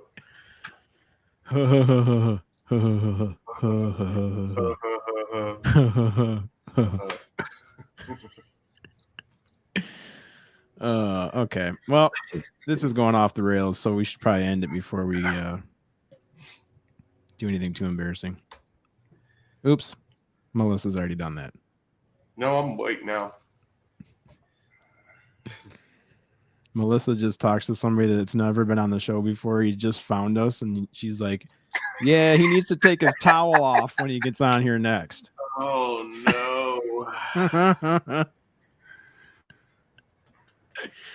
All right, we'll see you guys next time. Thursday at 8 o'clock Eastern, and Friday on the Paranormal Chop Shop at 9 o'clock p.m. Eastern, 6 o'clock Sunny time.